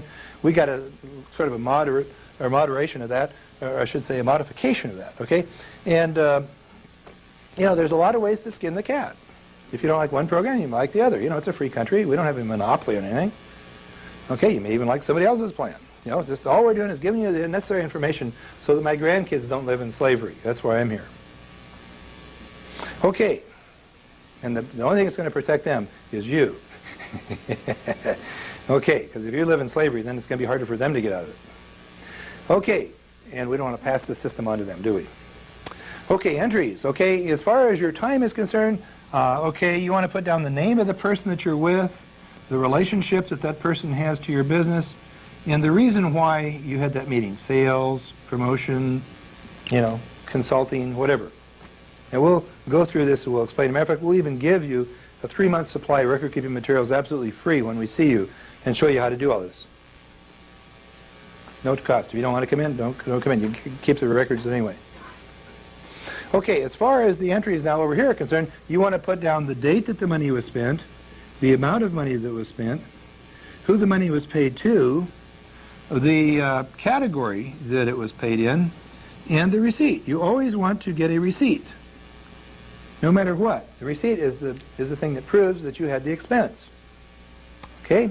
So you may even, well, I found that if you go out to the shopping centers at night, there's usually some laying out there, okay? And you can, and what this does is that it improves the ecology. It actually helps the place if you pick these up, okay? And if you have a difficulty with this, we even have a client in Burbank who has a multi-level receipt business. So, you know, not to worry, okay? So, I mean, this isn't like really serious stuff. Oh, goodness, it's hard to do a serious tax seminar. But I mean, hey, you know, the point is, if you spend all your money, just keep the receipt. Okay? If nothing can be disallowed, you've got the receipt for it, don't you? Okay, that's the time and the money. Okay, the next question would be, let's see how much time have we got here. Let me just go through quickly then. I think probably some aspects of law which you might enjoy. What we want to show is that you remember we said that there was the law. Okay, so we have what's called, we'll call this common law, because common law is the law that's made by common people, whereas a law that's made by an emperor is imperial law. That's the definition of it, okay? So under common law, we have a very interesting thing that takes place in this country. Under common law, okay, you have a series of things that take place, I should point out.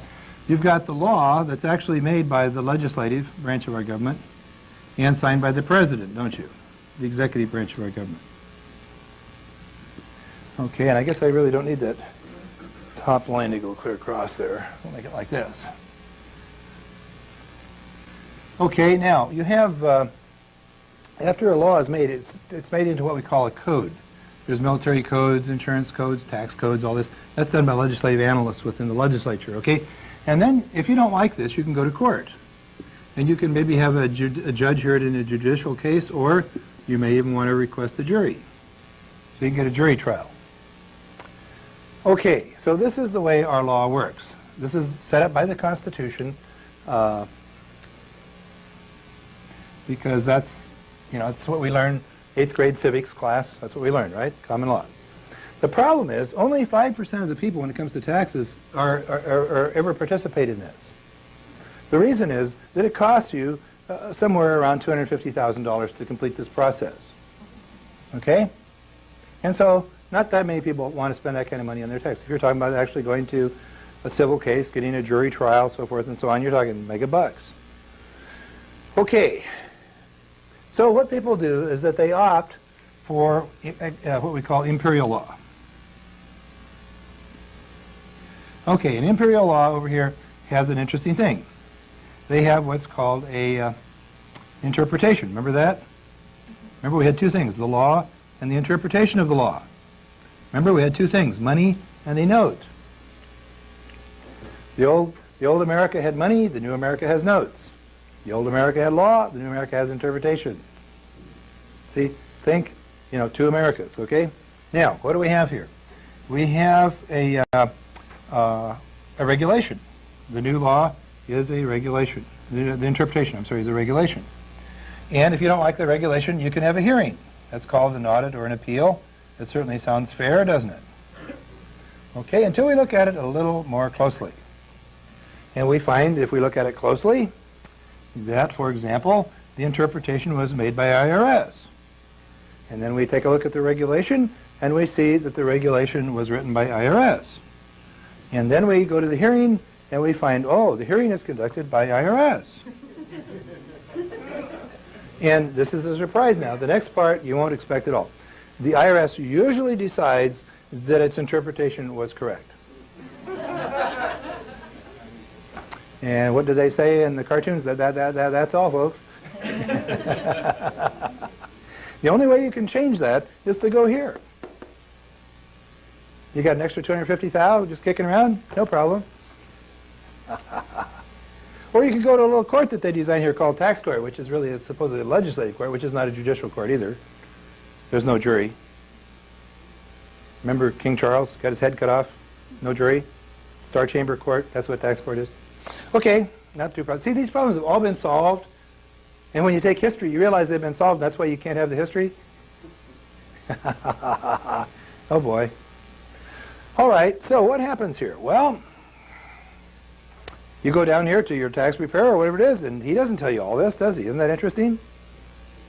And because what? He has 4 problems. He's got 4 big problems down here, this tax preparer, doesn't he? Number 1, he has to be trained, and he's trained by the IRS toady H.R. Block. And then he has to be okayed. He has to be able to do these taxes. So he has to, in the state of California, he has to be you know, what they call licensed, or has to have a number. Okay, and that can be revoked so that he can't do them anymore. And then his review is he's audited by these guys, maybe, you see, or whatever. And not only that, but he gets all the information from these guys and so forth. I mean, there's just a lot of things here. Okay, and he can be put out of business anytime the IRS wants to put him out of business. They just audit all of his clients. That's simple. You don't go back to that guy next year, do you? Solves that problem. And they can put these guys out of business anytime they want. This guy has his, this is George Orwell with the guy's face with the hobnail boot right on top of it. Okay? And this guy now, he does the thing he's supposed to do. He collects money for his master. Because his master is the one that decides whether he can do this next year. You don't decide that. IRS does. And if he doesn't collect enough, he's got some problems. So he wants to make sure he collects a lot. Besides, he doesn't have much time to help you anyway. He's too busy, right? Okay? See, in the old days, in Jesus' time, they had people who were tax collectors, and they called them publicans. And they were considered hated. They were considered traitors by their fellow neighbors, you remember? And because they would take money from their neighbors and give it to the enemy, the hated occupying Roman army.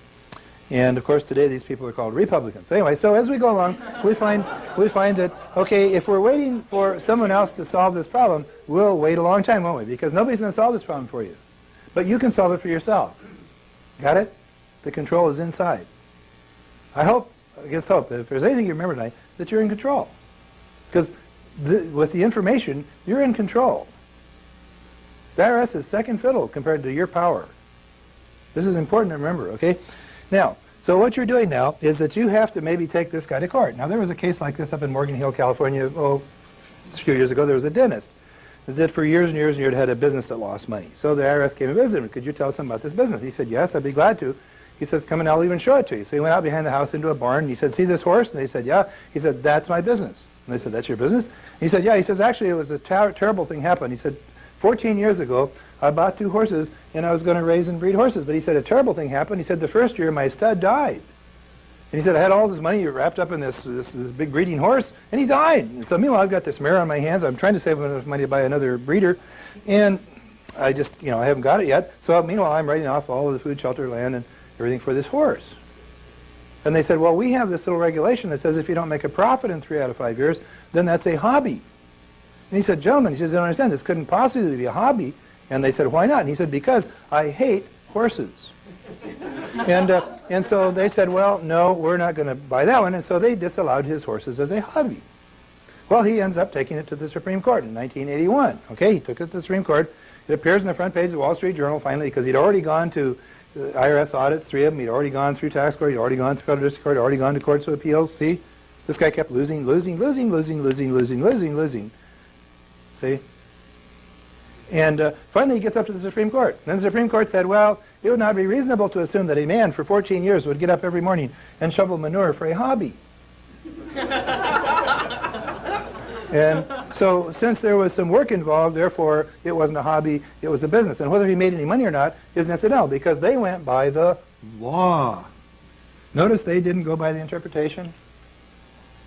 See, the Supreme Court doesn't sit there and cogitate over the interpretation. As far as they're concerned, that doesn't exist. Because it really doesn't.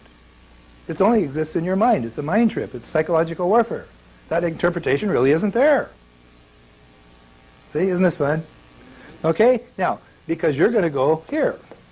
Now, and so they asked, so the Wall Street Journal, they interviewed this guy, says, God, how come you spent $250,000 on this horse? He says, well, he said, I wouldn't have done it except I'd written off $650,000 on expenses. Well, all right. You see, so it was profitable to him. But you see, that was an article you could put in the paper because that was a safe article. Because Joe Lunchbucket isn't going to go down and do this. So they could print it, you see. If Joe was going to do it, then that doesn't show up. So it was kind of, everybody in Wall Street had a good chuckle. The guys in the bank had a chuckle. The guys in the IRS probably had a good chuckle. Because he's the only guy doing it. But, see, you can do it too. Okay, now, 95% of the people down here, okay, are following this system, and it isn't even a law. It's just that they're conned into it. This is America 2. This is America 1. Get the picture? There's different people. There's different businesses. There's different laws. There's different forms. It's a different world. It's a different country. Which one do you want to work in? See? Now, so what we have now is a situation that would take you, just like a corporation, all the way through this. We got our ideas because we do the same thing for you that a tax department does for a corporation. Okay? Let me show you how this works. We work with different companies, different places, different times. We don't just work with one thing. I'm just a tax consultant. I just consult with you, and I can refer you here, and I can refer you there, you know, if you really want to do these things, okay? But what you're getting with me is just simply the consulting, the information that will empower you to do this. But you still have to do it. I can't do anything if you don't. If you don't have the records, we can't win the audit. Or, you know, come out with what we call a check back audit. We don't just like to do audits, we like to get a check back. In other words, whatever tax you paid in prior years, we get that back. We like to be very expensive when we go to IRS. Okay. All right, so what we have here, let's say this is you, and you've got an income of about, what do we say, $50,000 a year. So here's your income of $50,000 a year. Okay, and which translates to $4,000 a month. Okay, that's a year. Okay, now, your tax on that, your tax loss, I'm going to call it loss, is about $1,000 a month. That's the average person's tax loss on a $50,000 a year income, as we discussed, okay? Now, what we do is we put that into some other categories for you here, okay? The cost, and we put cost in parentheses, or quotes, because it's only going to be a portion of what we save you, is 5%. So 5% of your $4,000 here is going to be $200 a month. In this particular case, it would cost you $200 a month to solve this problem. We, in turn, have some various things here that we will be glad to show you. There is the consulting fee, and there is the support. The support runs $50 a month, and this is, as the guy was saying, is an organization called United Sovereigns. The consulting fee we're working with here would be $150, because that's the remainder here, and that's the fee of us telling you what to do and how to do it, and helping you, showing you how to do it. Okay? Now, so there's your fees, $200. What have you gained? Well, you've gained $800. See? You've gained $800 a month. And the cost is only a fraction of what you saved. Hey, what a deal. See, this is not bad, is it? Now, the consulting firms we work with one organization. It's called Temple Trust. And the reason it was called Temple Trust is because when we started it, when they started, we went into the Bible, and we thought, now, what would really be a safe name? So we read in Revelation 15:8 that the temple was filled with the smoke of the glory of God, and no man was able to enter. And we thought, aha, we'll have that one. We thought maybe smoking temple a bit much. Okay, now, so we just called it Temple Trust. But you see, it's almost like, we wanted to sound kind of religious because people regard income tax as a religion. They regard it as some kind of a sin tax. Okay, and they think that if they don't pay it, then they're sinful. But I mean, people really have this thing. It's like a lock-on, you know, that, oh, you go down and you pay this tax, and then you're absolved of all of your guilt. See? Because you go down the street now and you tell the average guy, well, I'm not going to pay any more income tax, and he's going to say, shame on you, see? And so he's not going to quite know what you're guilty of, but he's been triggered to think that you are guilty somehow. Well, okay, so that's our story. So that's basically how we would pay for it. Okay? If you want me to, I can go into some of the multi-level on the United Sovereigns, or we can break. You want to do another 3 minutes? Okay, we'll do another. We've even set it up so that if you're doing the United Sovereigns program, it's a business. So if you don't have a business now, you've got one, okay? Or you can get one, you know. Or if you've got another one, this is just something that doesn't take any time. You can add to it, and it's easier to take the deductions if you have a couple businesses, okay? Let me just show you quickly how this works. This is now, you see, not everybody understands business, and for that reason, I'm just going to conclude with this little story that really shows, you know, how the ladies are really kind of understand business more than men, because they got, it's like, what, 82% of all the money out there is owned by ladies. But anyway, which shows you men are really smarter. Okay, now, and so we have this young lady was walking along the forest one day, and she was walking along the path, and she encountered a frog. And so instead of jumping away, the frog spoke to her and said, "Kiss me, I'm a prince." And this gal says, "You're kidding." Now, she'd always heard these talking prince stories, talking frog stories, but she'd never seen one. So she picked up the frog, put it in her purse, and went on through the forest. Well, about an hour later, this frog is croaking away. And he said, "Why don't you kiss me?" He says, "If you kiss me, I'll turn into a handsome prince." And this gal looks down at her purse, and she says, "Are you kidding?" She says, "Handsome princes are a dime a dozen." She said, "I could make $1 million off a talking frog." Well, okay, so what we have, you see, is some people can see a business and some people can't. So I guess if you have questions, we'll go ahead and take them, and then they'll be on the tape or won't. But I do want to thank you for coming by today. It was really nice, and God bless, and keep the money in the country.